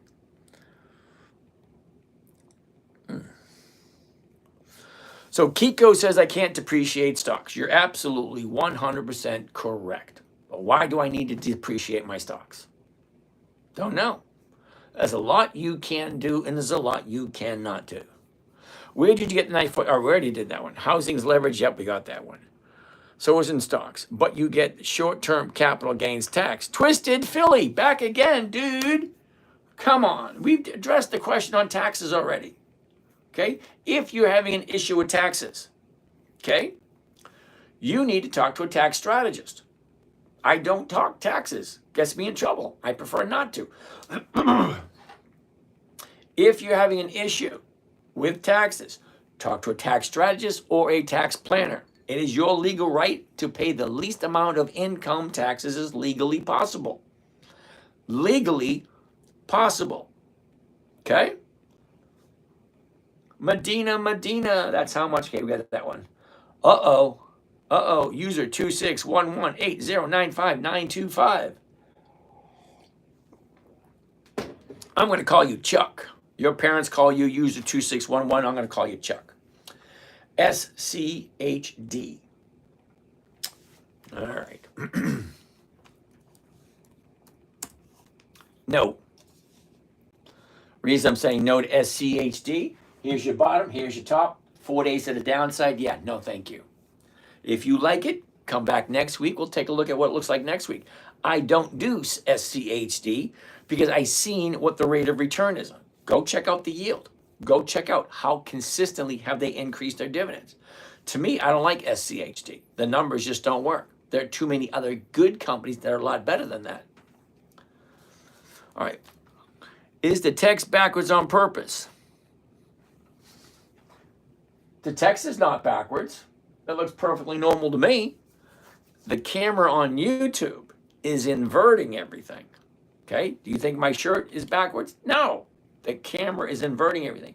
And no, YouTube doesn't have that little, as far as I know. If somebody knows, send me a DM. How do you reverse the cameras on YouTube? Now, TikTok works. Instagram doesn't work. Okay? How do you turn the cameras so that you're seeing what you want to see. Confused, but okay, we already talked to that one. What market is this? Dividend stocks. Is REIT a dividend stock for real estate? I was just looking at it and trying to read on it. Well, it's a real estate investment trust. There's a whole bunch of different ones. William Rosen, you say buy GM at 48.09. You make your 94 cents per covered call contract and it closes at 46 on Friday. See, the funny thing, William, is you're misinterpreting things and you're adding stuff where it doesn't belong. So let me okay, William, I'm going to see if I can explain this a little bit slower, all right?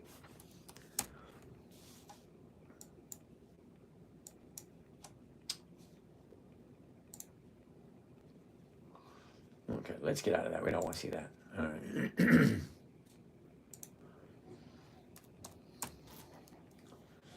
All right. All righty. So, William Rosen, are you ready for this? Okay. Today, the 18th, June 18th, that's today. Okay? If I buy this stock tomorrow morning, not tomorrow because tomorrow's Thursday, market's not open, Friday morning, at the current price, 48.09. Okay? I collect the 94 cents a share, which is over 3%. Okay? 3%. So I collect 3% for the week. Follow me so far? Now, you're saying if the stock on the goes, what was it, 46 on Friday, you say I lose. How do you explain that I lose? Because see, if I buy the stock, I own the stock. Okay? If I sell somebody the rights to buy it from me at 48 and the stock drops to 46, I didn't lose anything. I gained 94 cents a share from the option I just sold. Now, hypothetically, the stock is at 46 on Friday, 27th. That's what you said. If it's at 46 on the 27th, well, great. Well, that option is going to expire worthless. And what's going to happen on Monday, the 30th? Well, I will still own the shares. And now they're at 46, so maybe I'll sell the 47. So what are the 47s going for? Let's find out. Okay, so this week, the 48s are going for 94. Okay, great. Next week, what are the 47s going for? Well, lo and behold, look at this. If the stock drops to 46 on Friday, like you're saying, well, I'm not going to be selling the 48s. I'll be selling the 47s. And the 47s are $1.80, which is more than 3%. Again. And you never win and you never lose until you agree to sell for less than you paid for. Just because I bought it at 48.09 and the stock drops to 46, I didn't lose anything. I only lose if I agree to sell for less than I paid for. So you weren't paying attention. Rule 1, never buy something you don't want to own. I got no problem with GM. I'll buy that one. Rule number 2, never sell at a loss. If I bought it at 48 and it drops to 46, big deal. I still own it. If you buy a house for 100 grand and the value of it drops to 90, you don't lose anything until you agree to sell it for less than what you paid for it. Rule 2, it's simple. It was created for a 9-year-old, and adults have a tendency to make it more complicated. Rule 1, never buy something you don't want to own. General Motors, love it. Fine, wonderful. Rule 2, never sell for a loss. If I bought it at 48, to the day I die, I will never, ever, ever sell it for less than 48. It doesn't make sense to me. Why buy something and then sell it for less? So when you say I lose, no, I don't lose until I agree to sell it for less. And if I never sell it for less, well, yeah, the value may have gone down, but I still own 2,000. Remember the example was 2,000 shares? I still own 2,000 shares at 46. I bought it at 48.09, but it's only worth 46. So what? I sell the 45s, I sell the 46, I sell the 47. It's always going to be about the numbers. What did I buy it for?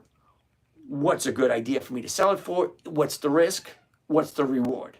It's a cash producing asset. If it's producing a 1% or more every week, fine, why not? If it's producing a 0.5% or 0.5% is 26% a year. 0.25% is still 12.5% a year. Well, I get no problem with those numbers. Anyway,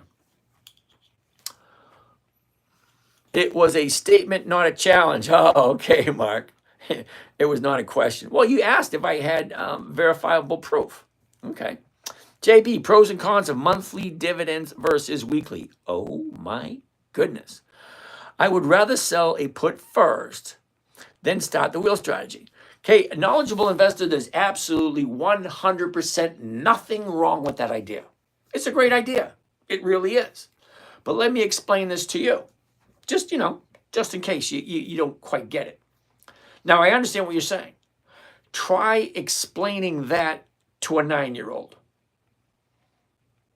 Because you're adding a lot more steps. You're adding another strategy. You're adding a whole bunch more terminology and a whole bunch more work. For what? They're basically the exact same thing. Okay, you may not think so, but listen for a second. A cash secured put. You're taking a big fat chunk of change. Okay, the example that we're using is 100 grand. All right, so we're going to take 100 grand, put it aside, sell some cash secured puts against it. You're going to get a rate of return. You put up a big chunk of change, you get a rate of return. Well, if I buy the stock and sell a covered call, well, I'm putting up a big chunk of change, I'm getting a return. It's the same thing, just a bunch of different words. You're putting up money, you're getting a return. Either way you look at it, cash secured put, money, return. Covered call, money, or return. Same thing. Hey, sir, can you look at Kroger? Ooh, I love Kroger. And I actually bought some Kroger on Monday. I did. What stock is that in the background? That's General Motors. Pops, that's funny. Adam, he's not contradicting himself in quantum physics. Thank you, Adam. Evil Pumpkin, what are your thoughts on ETFs that mirror the S&P? Nope. Don't like them, don't do them. Isn't that weird? Don't like them, don't do them. Okay, simple. It either makes sense or it doesn't. They're consistently profitable, often not. So why don't you give me an ETF that's consistently profitable with 2 decades of increased profits? I don't think there are any. Wade Wilson, buy an option. Wade, I don't buy options. 80% of all options expire worse. I've just read that 521 stocks have weekly options. I don't know. You can go to the CBOE, Chicago Board of Options Exchange. They'll tell you how many companies have weekly options. But I know it's over 300. Can we look at Kroger? Yeah, let's take a look at Kroger. I like Kroger. KR, Kroger. Here we go. Okay.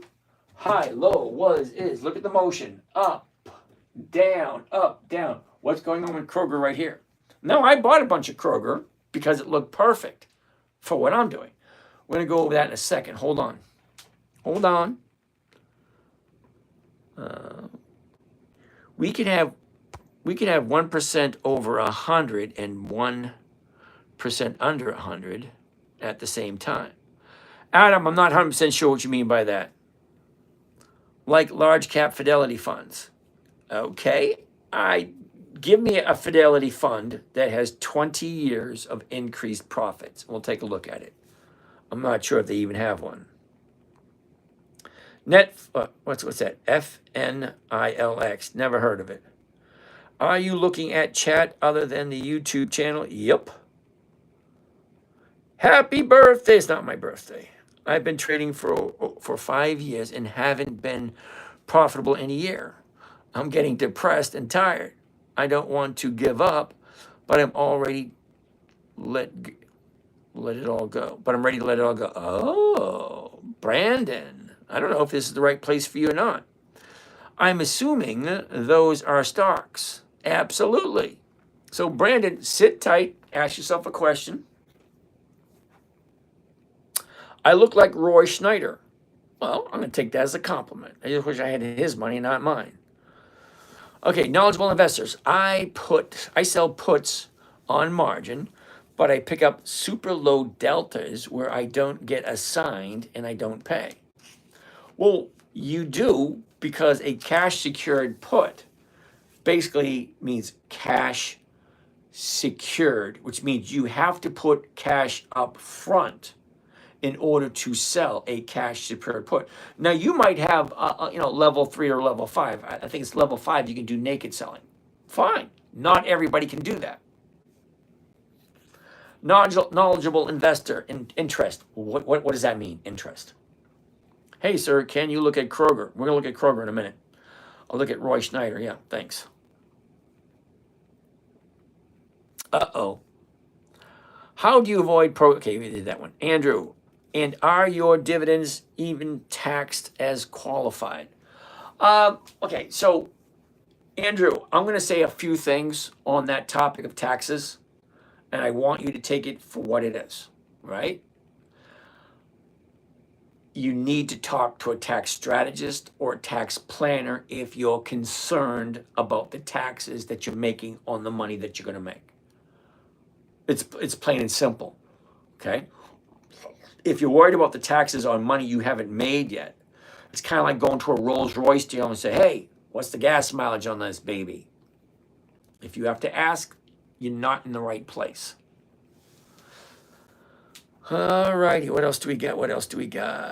What are the graphs for dividend stocks? Oh, I'm now watching you on YouTube. Cool beans. Do you use TurboTax or higher CPA? That's a good question. I have a tax strategist. What about Boeing stocks? Ooh, we'll take a look at that in a minute. All right, so somebody want to take a look at Kroger? Here we go. Now, I bought Kroger on Monday because everything looked lovely. Oh, let's see where it is now. All right. First and foremost, the high, the low. Where was it? Where is it? Look at the motion. Up, down, up, down. Something gone wrong right here. We'll take a quick look at it. But first, before we do, let's take a look at the numbers. 65.52. So we're looking at the 66s. Well, the 66s are selling for 155. That's over 2%. Just to let you know, Kroger is not on my list. Kroger is on Warren Buffett's list. So if it's good enough for Warren Buffett, it's good enough for me.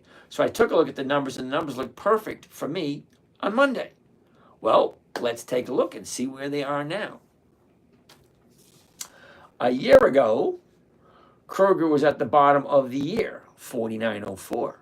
Well, the high of the year was right there on the 22nd of April. Well, 22nd of April, she dropped, went back up, dropped again, went back up, dropped again, went back up. Now look here. Last Wednesday, let's zoom in a little closer. Look at the last 30 days. Okay, here's the last 30 days for Kroger. Okay, 69, jumped up to 70, dropped down to 64, then she jumped up to 66, now we're at 65 and a half. Well, the bottom was Wednesday. Thursday, 1 day to the upside. Friday, 1 day to the upside. Now, I like 2 days to the upside. Well, there they are, Thursday and Friday. Now, my entry, 2 days to the upside. On the third day, it's got to be higher than the close. Well, Monday was higher. So I jumped in on Monday at 66. And then I sold someone the rights to buy it from me at 66, got a night fat premium. Well, now she's below 66. Did I lose any money? No, because I'm not selling it for less than what I paid for it. I paid 66 and I refuse. Absolutely refuse, and you cannot make me sell it for less than I paid for it. Sorry, just ain't gonna happen. But I can tell you one thing, the options I sold this week at 66 are going to expire if it stays below 66 on Friday. Then I will roll it into next week and I will sell the 66s again. Well, what are they offering me next week? Well, next week, it's going for 154. That's still over 2%. I'm perfectly okay getting 2% from Kroger. Now, I made 3% this week on Kroger. Next week, if my stock drops, well, maybe I'll only make 2%. Boo-hoo for me. Okay, my goal is 1% a week. If I make more, great. If not, we'll see what happens. All right, so remember, just because the stock goes down doesn't mean I'm losing money. I only lose money if I agree to sell it for less than I paid for it. And I do not, and I will not, and I refuse to, and you cannot make me. That's it, that's all. Just because the stock drops doesn't mean I have to sell it for less than I paid for it. That makes no sense. So just because she goes from 66 to 65 doesn't mean I lost anything. Just means I need to reevaluate where I am. What did I buy it for? 66. What's it worth now? 65.50. So what looks good for next week? The 66s look good for next week. It's a numbers game. And it's always going to be the exact same number. What did I pay for it? 66. What's it worth now? Well, at this moment, it's 65.52. What is it going to be worth next Monday? Don't know. But when next Monday comes, well, my question is going to be, well, I bought it at 66. What's it at now? Great. What's the best trade for me to do with two goals in mind? Goal number one, consistency of profitability. Goal number two, preservation of my capital. Because unlike some people, I've been working since 1973. I'm 61, I'm going to be 62 one of these days. No desire whatsoever to go back to work. None. I could. I'm still healthy. I still have plenty of years ahead of me, but I don't want to. Okay? I'm doing society a favor. I'm stepping back and saying, all right, you young guys, you young bucks take over. I'm 61. Can't do what I used to. That's why older guys, well, we supervise the younger guys. Okay.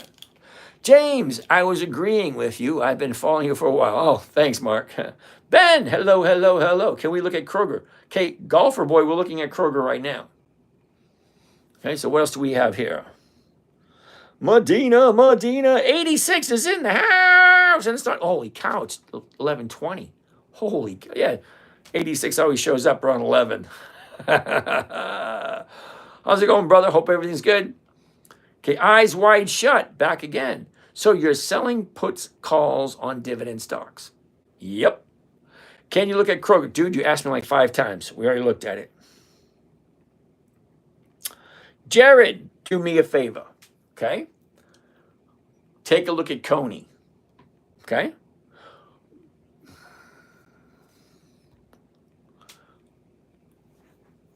Yeah. Okay, Jared, do me a favor. Go into whatever financial website you're using and you tell me how many years has Coney consistently increased its dividends. That's what I'm looking for. And I know Coney doesn't fit, but I want you to see it for yourself. Look at the numbers. What was the very first time they paid a dividend? What was it? The next dividend, was that higher? The next one, was that higher? Have they consistently increased their dividends every single year? Yeah, Jared, check those numbers and explain to me how can they do that.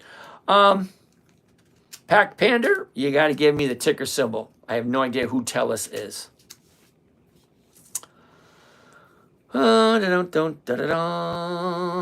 Confused about core process. Buy covered calls on Monday, sell covered calls on Friday. Nope, you weren't listening. Vinesh, chat, what do you think about Boeing? Boeing, B-A. Here we go. Boeing, interesting. No. No to Boeing. The reason being, are you ready? Let's check this out. The high, the low, where was it? Where is it? Look at the motion. Up, down, up, down, up, down. It's coming down now. The high was a couple of weeks ago. The high of the year. Now it's coming down. Well, look what the low is. The low is way down here at 130. High is 220. It's a $90 increase. It's like a 30% increase. Now it's coming back. Uh-oh. Okay. Kivo Gemo, Amazon. I don't do stocks over $300.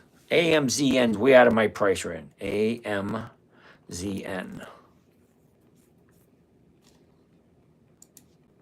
AMZN. That right? Did they have a stock split recently? Holy cow, it's at 212. Well, alrighty then. Well, Amazon doesn't have dividends. So why are we doing Amazon if there are no dividends? And look at where it is. Your last 30 days right here. What do you think? Last 30 days. Here's your 30-day bottom. Here's your 30-day top. Where are we? We're at the 30-day top. Yeah, no thank you.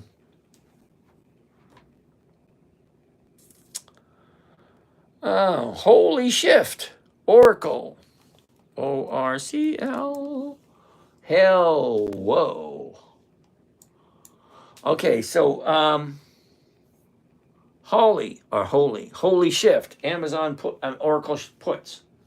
Well, it kind of makes sense if you think about it. You got your 30-day bottom here at 145. This bad boy jumped up to 215 after 1-2 gap ups. Yeah, this baby's going to come back down again. But I don't buy options. I only sell them.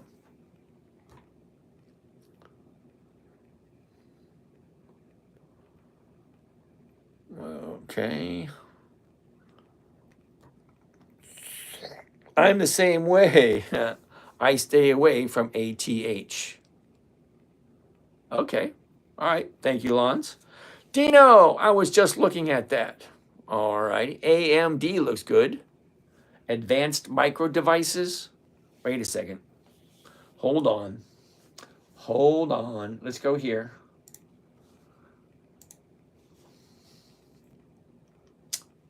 Advanced Micro Devices. You see it? Advanced Micro Devices. This is Yahoo Finance. This is where I get my financial information.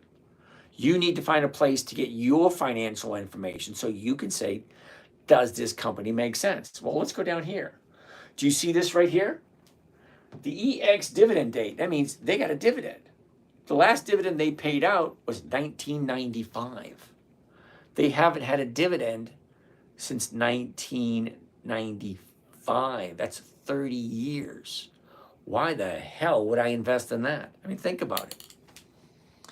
PFLT, what the heck is that? Jared, I know Lululemon is not 20 years old. PFLT, never heard of it. PFLT.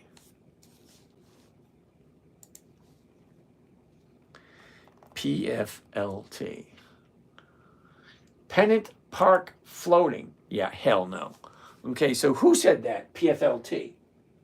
Okay, weekly options. 20 June, 18 July, 15 August. No, no, and hell no. Sorry. Okay, Haggis. Helene, how are you? Brad, Tyler, what's going on? Granny, thank you for that, Granny. Okay, Haggis wants to take a look at ORC. What the heck is ORC? Orchard. Yeah, no. ULTY. ULTY. No. How do you pick these? Maria, are you ready? Here we go. Ready, Maria? Dividend kings, dividend aristocrats, dividend champions, dividend contenders, Warren Buffett's list. Okay? So 290 PTX. Just read this 521 stocks that have weekly options. Yeah? Okay. Haggis, ARR. Isn't that a no? Yeah, no. DVN. I love Devon Energy. I actually have some. Okay, but Devon Energy is not time to get in this week. But I already have it. I bought it a couple of weeks ago. Okay? Bought it a couple of weeks ago. She shot up. Now she's coming back down again. Not a time to jump in. One example of yes. Okay, Leo, we've already done 4 of them that were yes. Do you work on Tuesday? So do you work on Tuesday, Wednesday, and Thursday? Yep. Oh, Philip Morris, CJ. Oh, no, Philip Morris is PM. Hell no. I don't buy at the high. See that? The bottom shot up. Okay? When's the last time you've ever heard of someone said, hey, this thing's at the high of the year. Let's buy some. Yeah, I don't do that. Can Wolfspeed survive Apollo? Never heard of it. I have 45,000 shares of Wolf. WOLF. WOLF. Okay.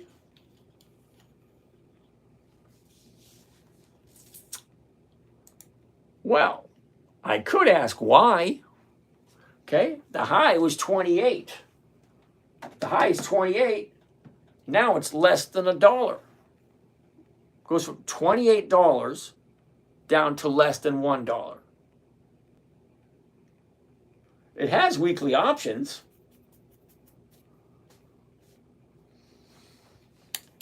Is it better to focus on a few stocks with more money? I would suggest you only do what you can handle.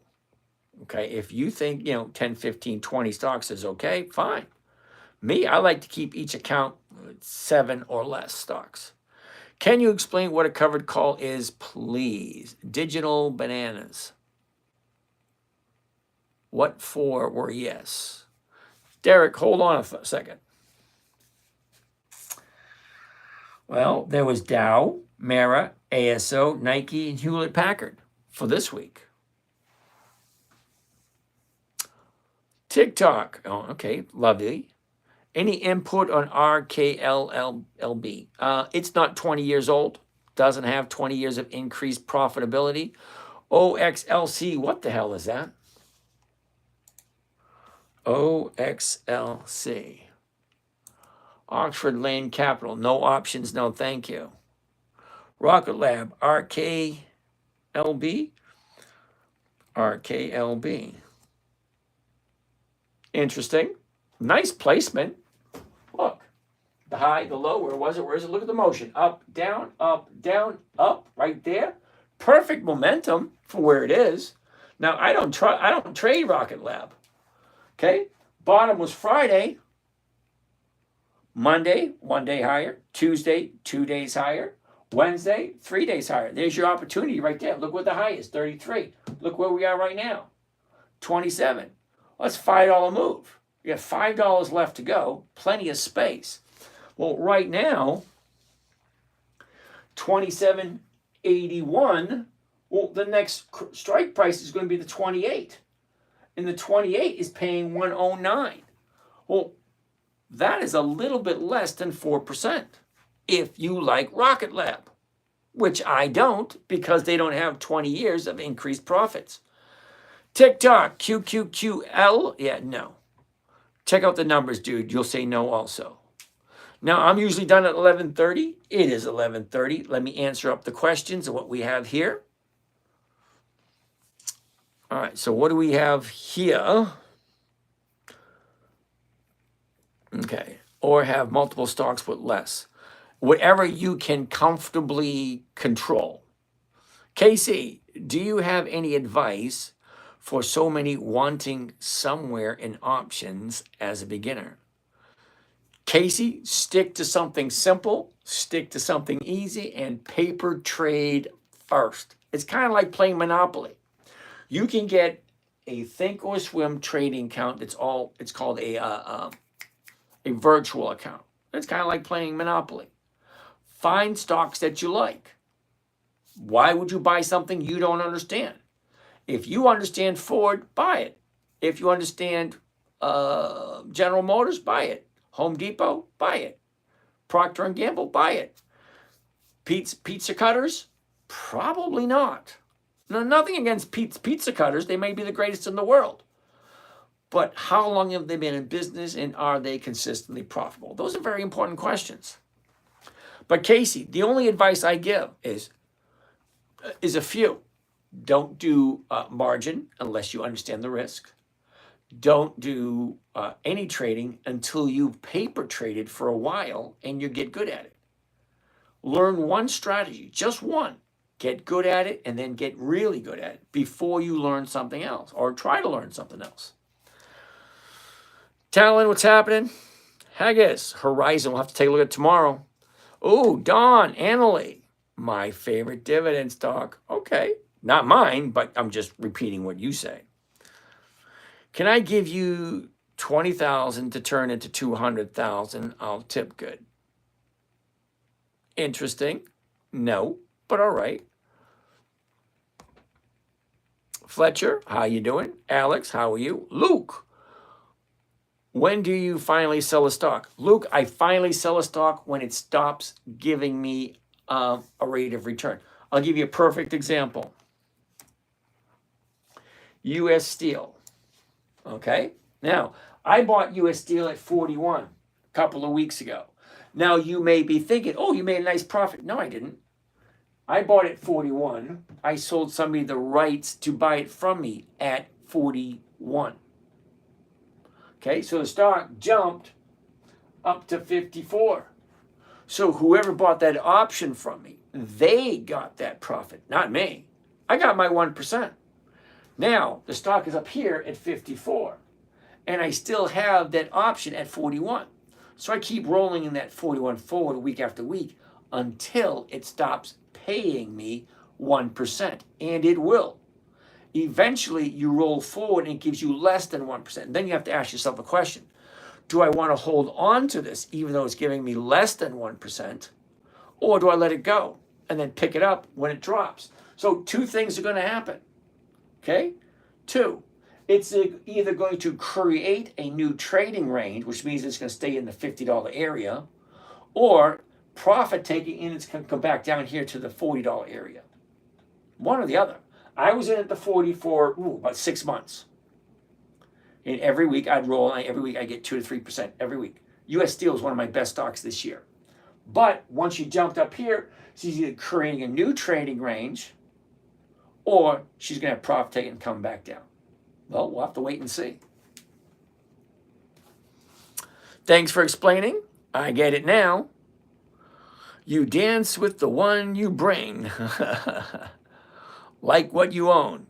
I like the way you look at it, Dan. William. Okay, Fortnite down. Yep, you give him $220 million, he can make you get 220. That's funny. Well. Okay, Luke, the stock gets similar price. Okay, whatever. ADA predictions, no idea who that is. We're past 11:30. We're not looking at anything new. NE Casey. So VOO, VTI, and those alike wouldn't be considered profitable. No, I didn't say that. I did not say that. I said I'm looking for 2 decades of consistent profitability. Well, I know VOO doesn't have it, and I know VTI doesn't have it. That doesn't mean they're not profitable. Okay, hold on. Let's take, for the fun of it, we'll take a look at those, VOO and VTI, and I'll show you what I mean by profitability. VOO. Now, we're back here on Yahoo Finance, and I'm going to show you what I mean by consistency of profitability. Now, someone wants to take like VTI and VOO. All right, so here we are right here. Vanguard S&P 500 electronically traded fund, VOO, $549. Well, first and foremost, Casey. Let's slide down here and get a little bit of information from you, okay? Okay, you got the open, got the close, the bid, the ask, the day's range, okay, the 52-week range, that's, the high and low for the year. Volume, average volume, assets, blah, blah, blah, NAV, blah, blah, blah, the PE ratio, all that kind of nice, neat, fun stuff. However, Mr. Casey, take a look at this. The yield, 1.29.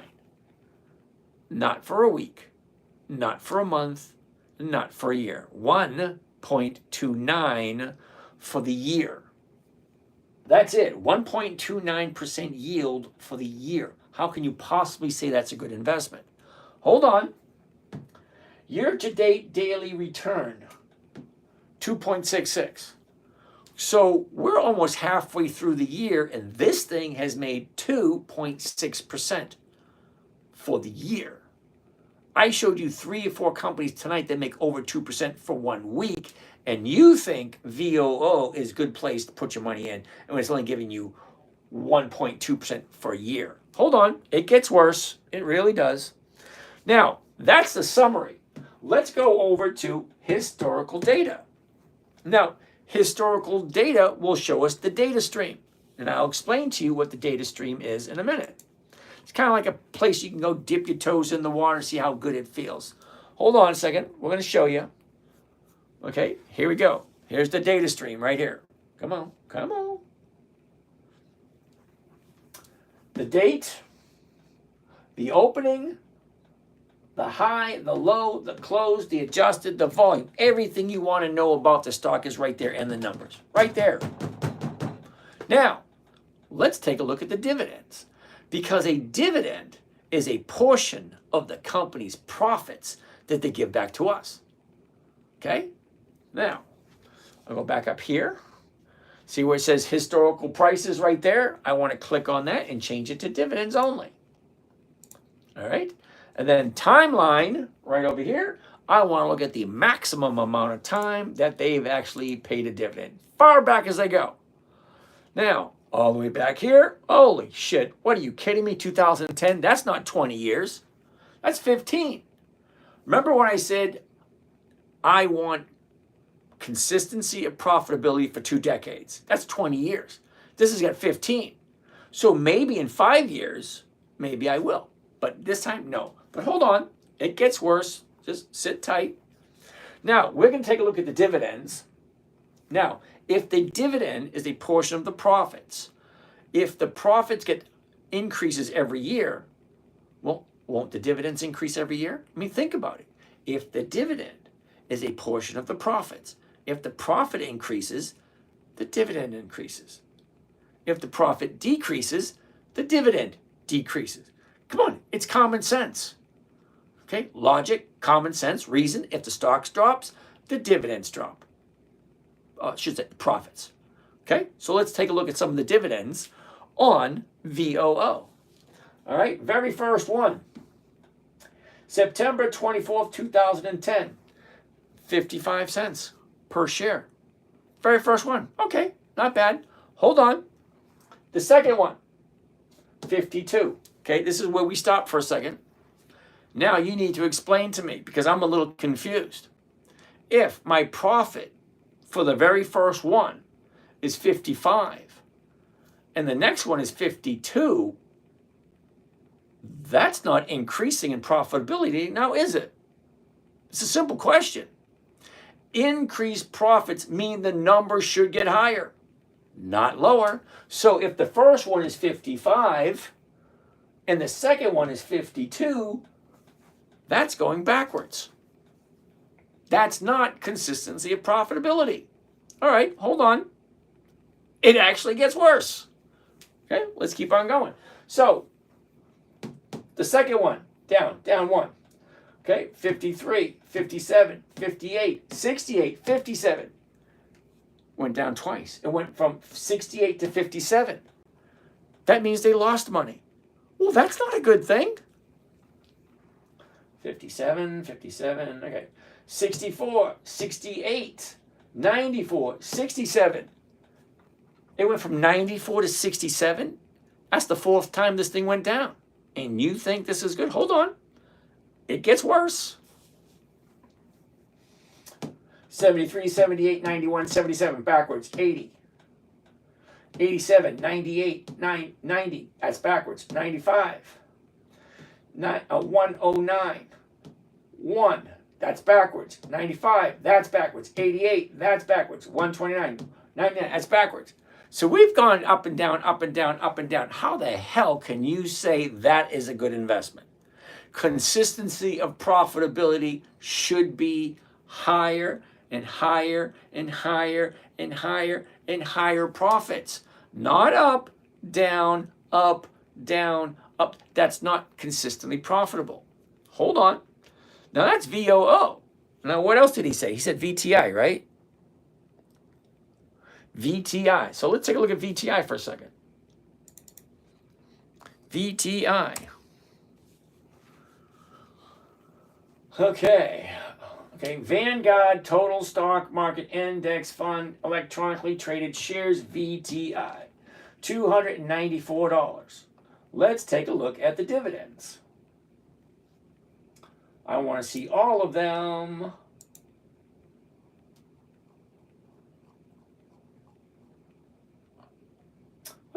look at this. 2001. Well, I want to start looking at 2005 because 2005 to 2025 is 20 years. So this goes all the way to 2001. That's a good thing. All right, so let's go to 205. All right, so here's 205. Are we ready? 2005, 21, 20. Well, you're starting off pretty shitty. Goes from 21 to 20, that's backwards. 28, 33, 26.3, that's backwards again, that's twice. 26, 26, 35, 30, backwards 3 times. 28, backwards 4 times. 32, 38, 31, backwards 5 times. 38, 38, 38. 31, 6 times. 31, 29, 7 times. 33, 27, backwards again. 22, backwards again. Okay, where's the consistency of profitability? No? Let me show you what it should look like. Okay, just for the fun of it. It should look something like this.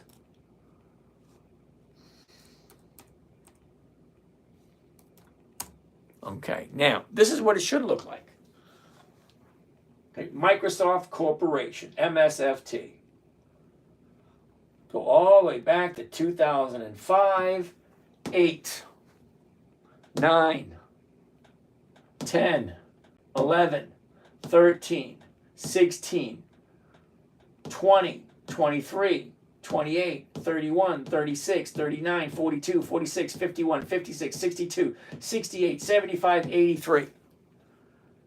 That is what it's supposed to look like. Higher and higher and higher and higher. Why the hell would you put your money in VOO or VTI? Did you take a look at what they're offering you? Seriously. Okay, Zim, no. EL, Estee Lauder, maybe. PCG, maybe. AT&T, maybe. Philip Morris, maybe. Are you 1% sure? Roddy, that's funny. How do you find a good tax strategist planner?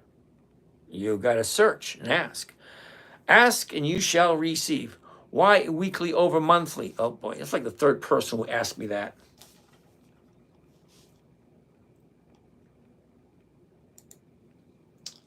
All right, let's take a look at U.S. Steel. All right, now, U.S. Steel is a weekly option, okay? It's currently at 54.84. That can't be right.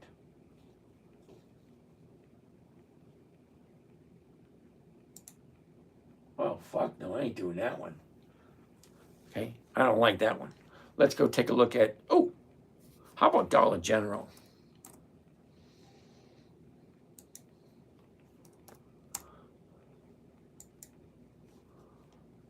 Okay, let's do Dollar General. Dollar General is a monthly. Oh, sorry, it's a weekly. See?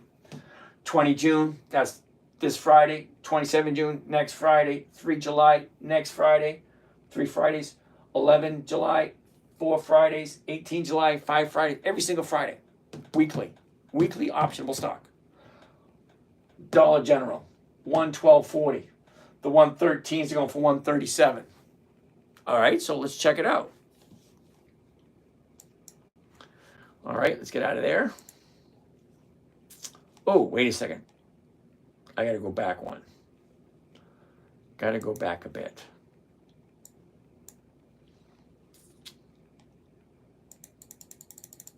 Okay, so here's Dollar General. Are you ready? Here's the high, here's the low, here's where it was, here's where it is. Look at the motion. Sideways, down, up, sideways. Okay, simple. We're at 112.31. The closest strike price is going to be the 113 or the 112, either one. We'll do the 113. Weekly option. The 112, well, that's going for 137. That's over 1%. Now, the reason why I want to show you this,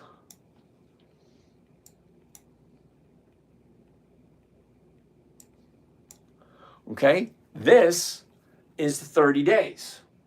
Now, the reason why I'm telling you this is 30 days, I want you to do this little exercise with me, all right? 30 days ago, we're at the 30-day bottom. It went up a little bit, came sideways. Gapped up, it went sideways. Okay, we're here. Here's the high, here's the low. She went up, she went sideways, here we are. Great. Well, give me an idea where you think it's going to be in 5 days. By next Friday. Well, if it's been doing this for the past couple of weeks, well, more than likely it's going to continue doing that. So next Friday, hypothetically, well, we should be same area between 110 and 116, somewhere in there, in 5 days. Well, that's next Friday, next 5 days. Okay, fine. Now let's look at a monthly. Okay. Oh, wait a second. Wait a second. Let's do the 113. Okay, the current strike price is 113 right there. There it is. All right. One contract, market. Here we go. Here we go. Here's the order. Buy one covered call, Dollar General, the 27 June 25. That's next Friday. The 113. It's making 211 per contract. It's costing 11 grand. Let's find out what the rate of return is. Because we're going to need the rate of return in order to give you an accurate account why weekly and not monthly. Hold on. All right, so 211. 211 is the profit divided by 11,000. That's the investment. 11,089 comes a grand total of 1.9 for 1 week. 1.9 for 1 week. So what does that come to at the end of the year? Multiply that by 52, grand total of 98.9. So I'm going to write that down. 98.9%. This is just a sample, okay? That's a weekly on average. It's not guaranteed. There's only 3 guarantees in life. This is not one of them. Let's look at a monthly. Are you ready? Let's get out of there. Let's get out of there. Let's go to Old Realty, because everybody seems to like that piece of crap. Oh, here you go. Here's Old Realty right there. Now, the difference between a weekly and a monthly. Are you ready for this? This is 1 month. Okay, we were here at 56, dropped down to 54.74, back up to 56.5, back down to 55.5, shoots up to 58.25, comes back to 57.58. Great. Now tell me, where's it going to be in 30 days? Come on, you want to do a monthly? This is what you have to come up with. If you think, where is it going to be? Because that's 30 days of trading. 30 days, you see it? Okay. 618, that's today. 519, that's 30 days ago. Well, great. Now tell me, where's it going to be in 30 days? It ain't so easy, is it? Okay, hold the phone. The current price right now, 57.58. The next option, well, let's find out what that's paying. Let's get out of that. The 58s. There is no 58s, but we can do the 57.50s. Okay, fine. One contract. Market order. Here we go. Buy one covered call of O Realty. 18 July 25, that's 1 month from now. The 57.50 call option at the market to open. Okay, great. Profit 102. What does it cost me? 5,600. Well, let's do some math. Okay, profit 102 divided by, what's the trade? Well, cost of trade, including commissions and fees, 5,648. Well, let's figure it out. Divide 5,648 gives me a grand total of 1.8%. Well, what does that come to at the end of the year? Well, there's 12 months in the year. If I can do this every single month, let's multiply this by 12. What do we get? 21%. So, monthly option, 21%. Weekly option, 98%. You explain to me which one is better. And weekly option, I got to figure out where it's going to be in 5 days. A monthly option, I got to guess where it's going to be in 30 days. Why do I like weeklies? They're simple, they're easier, and they're more profitable. It's easier to figure out where it's going to be in 5 days as opposed to 30 days. That's why I don't like monthlies. The numbers just don't work for me. I prefer 1% every week, not 1.8% every month. That doesn't work for me. Terribly sorry. Okay, so Crypto Joe, go take a look at MSTY and tell me how many years consistently have they increased those dividends. Past 11:30, I'm out of here. You guys have a great night. I believe I answered all the questions.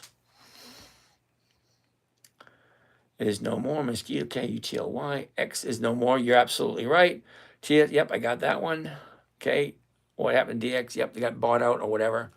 Do you diversify? Is it okay to go all in at once? Oh, hell no. No. I made my mistake. Now, I can't tell you what to do, Kevo.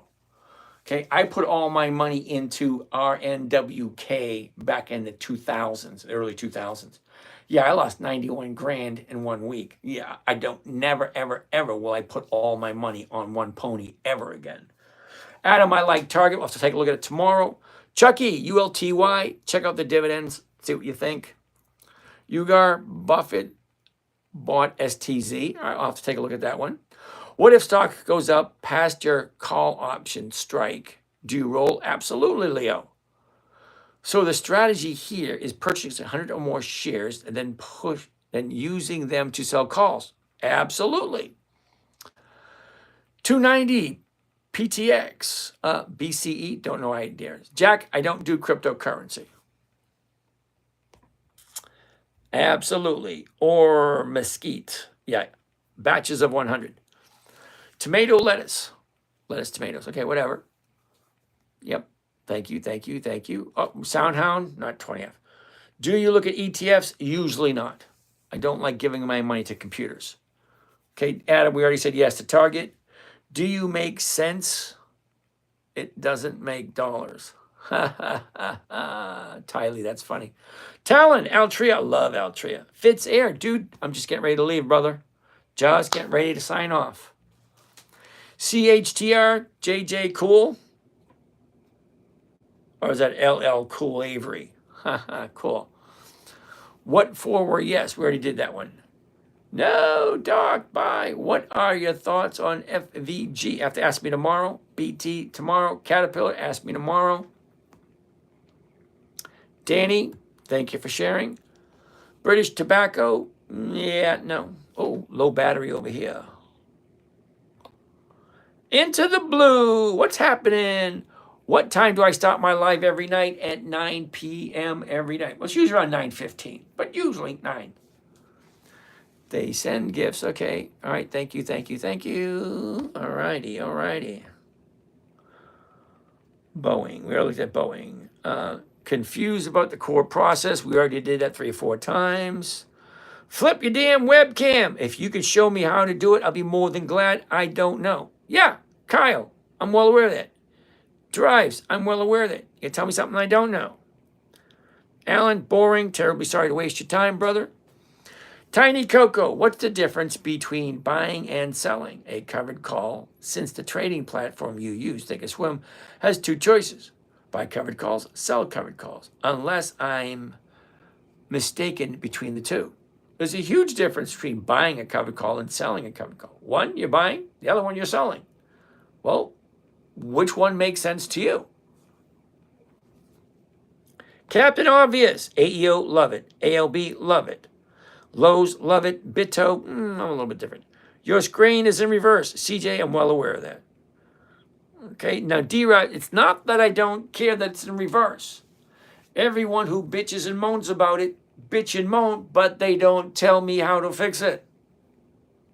Until you tell me how to fix it, it's going to stay the way it is. At this moment in time, YouTube does not give me the opportunity to mirror my screen. TikTok does. Click on a little button, mirror the screen, there you go. Can't do that on YouTube, so you got to deal with it or find out how to fix it. Hey, he said he don't buy at yearly highs. No, why would you? He's a boomer and doesn't know tech. Thank you. I'm not ignoring that question. I'm not denying it either. I know a little bit more than some people, not as much as others.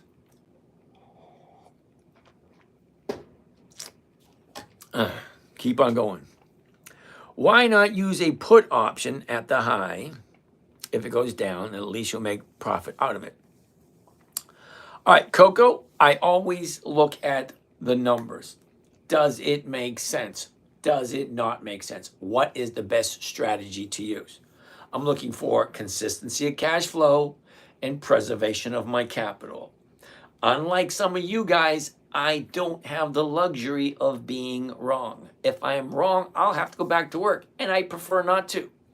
So, why do I have 7 accounts? Because I don't trust the government. How's that? Tesla doesn't have any dividends. No to Tesla. Marvel. Now, Marvel is on my list, and I do have some Marvel. All right. Bless you. Thank you. QMCO. You have to ask me tomorrow, John. Sorry. Okay, John. QUBT tomorrow. Born to do it. Confused about the 1 cent process, but I answered that question 3 times already. Oh, let me pull some position to see what you think. All right. So, no swing trading here. No. Confused. I got that one. Sunny, how you doing? Where are you from? Boston. Confused. Okay, born to do it. You already asked me that question 3 times already. 4 times now. This man again. Alyssa, yeah, of course. You come to my show, of course it's going to be me. Who else would be on my show but me? Can you explain everything again? Yes and no. Yes, I can, but no, I'm good. Is this pre-recorded? No, it's not pre-recorded. You can. Have you ever heard of the rusty trombone market effect? Linear to bond yield? No, never heard of it. Use OBS. I am using OBS. I believe it's your setting mirror. Yeah, you would think it was in the settings, but it's not. Thoughts on JEPI? Check the numbers yourself. Get back to me on that one. Phil the Reptilian. How are... okay. Answer me, you coward. Okay, I take it... I call you with your government name. Okay. James, create a backward sign, stick it up the TV so it reads by watchers on YouTube. Okay, well, if I do that, think of it this way. Okay, now I hear what you're saying. I thought of that, doing it backwards.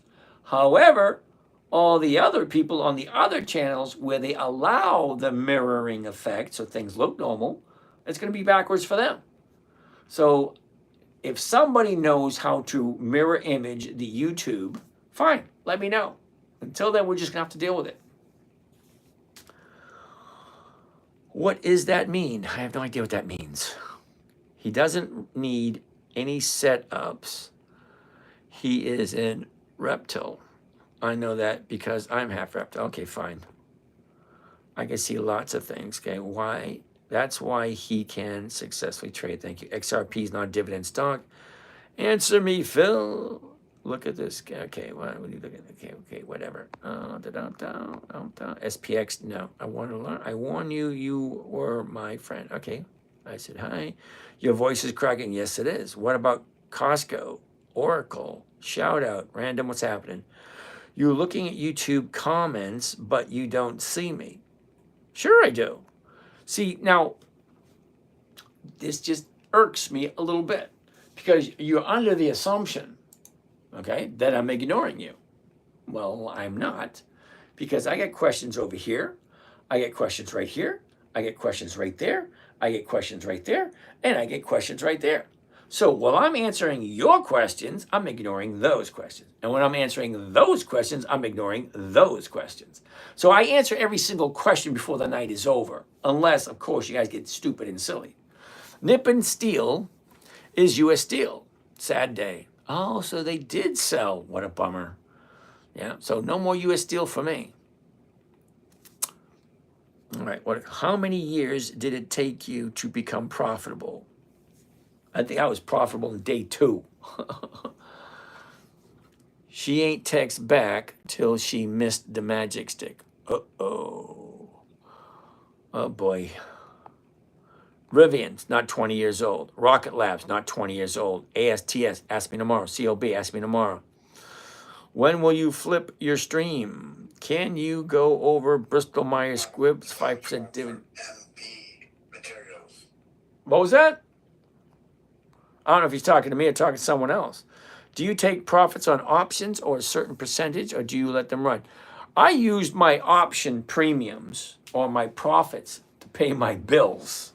Okay, so a lot of you think that this 1% I make every week compounds every single week and I get richer and richer and richer. No, I don't.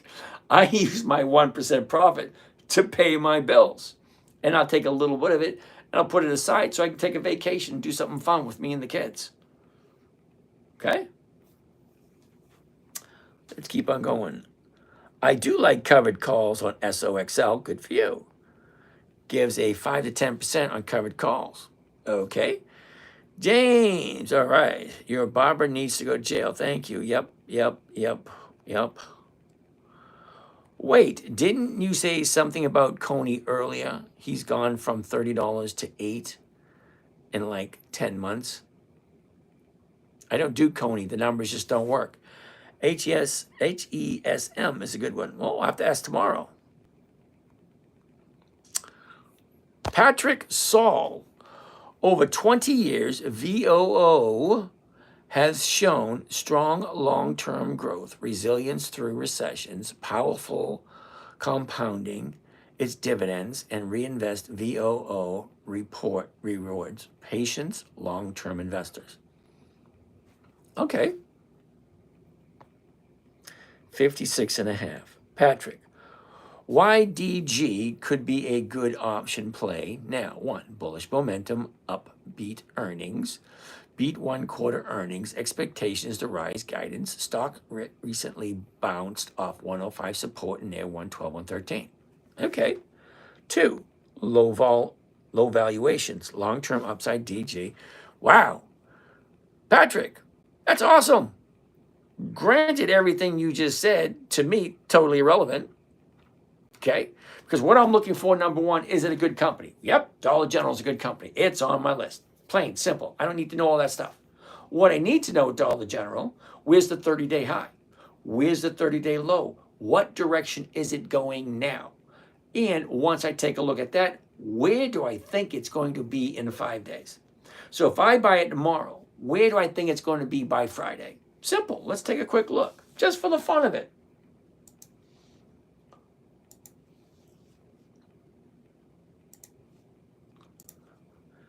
DG, Dollar General. Okay, so here we get the Dollar General. The highs here, the lows there. It was there a year ago. It's right here now. Look at this. She goes up, down, up, big drop, sideways, up, and then sideways again. Okay? Now, we've already looked at the numbers. We know what the numbers look like. It's a nice rate of return. But what am I looking for specifically?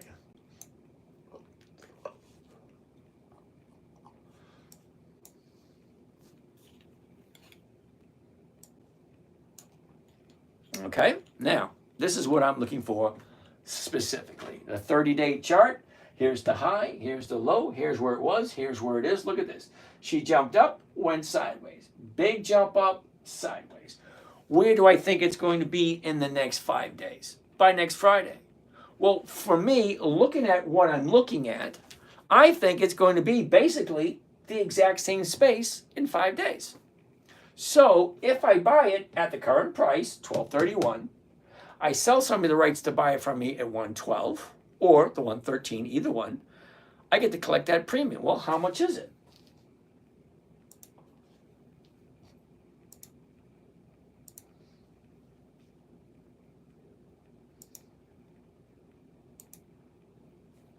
The 113 is 137.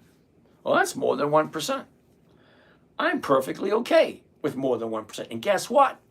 I didn't have to go through all that stuff you just labeled off. Because the strategy I'm creating, simple, safe, predictable, consistent, 1% per week. It was created for a 9-year-old. Stocks go up, stocks go down. All that stuff you labeled, great. It's great for adults, but not for 9-year-olds. 9-year-olds said, all right, it's going up, it's going down. It looks good to me. Buy it. Number 1, never buy something you don't understand. Number 2, never sell at a loss. Number 3, make sure it's consistently profitable. Well, Dollar General is. Number 4, weekly options only. Well, it's got weekly options. Number 5, make sure the numbers work. Well, the numbers do work. What am I buying it for? 112.31. What am I selling it for? 113. What am I collecting? 137. 137 is well over 1%. Yes, yes, yes, and yes. Now, am I willing to buy Dollar General and hold it till the day I die? Yep. Unless, of course, okay, Mother Earth opens up and swallows every single Dollar General in existence. It's possible. If you believe the Warren report issued by the government and who killed Kennedy, if you believe that crap, you will believe that Dollar General could disappear overnight. So, all that stuff you said, yep, makes perfect sense to me, but I can almost guarantee 100% it would not make sense to my 9-year-old daughter. And that's who this was traded for. Very insightful, thank you. You remind me of my drunk father. Oh, that's good. That haircut, oh, lovely. Hey, I'm 61, I still got hair. My dad said my hair would disappear when I'm in my 40s. He went bald in his 40s. I'm in my 60s. Look at that. That's some nice stuff. All right. I don't make sense. That's illegal. I don't trust the government. Neither do I. Rusty trombone is great. You should try it. No desire. I love investing in BBC. Yep, bro, you look like you need some sleep. I get plenty of sleep when I'm dead. Do you still think about her? All the time. Are the riots affecting your market? Not at all. I just got a covered call on BBC. Okay. Bill Gates. Nope. Can you put your hand over the camera for the... Okay. Whatever. Talon. What was the companies that are more than 2% weekly chat? Oh, for this week? What did we have? Ford, Apple, United Airlines, Humana, Best Buy, Tech, Nike, ASO, Mara, Dow. That was all this week. Well, everyone but me. By VOO. Oh, hell no. All right, so that being said, we're past 12 o'clock. I'm way past my bedtime. Woohoo! You guys have a great night. So you guys over here, we'll see you guys in the morning. I don't know why. The stock market's not open. Oh, we can do it. Let's find out. You know, it would be really nice if somebody actually can fix those spreadsheets because it's not working properly. Other than that, see you guys tomorrow. Now, you guys over here, you guys have a great day, and we'll see you again tomorrow. And now the end is near, and so I face the final curtain. What is the actual yearly return factoring any principal losses, or do you not consider that? Kevo, okay? Now, you do realize, Kevo, we are in June. How the hell am I supposed to know what the annual rate of return is going to be if we're currently in June?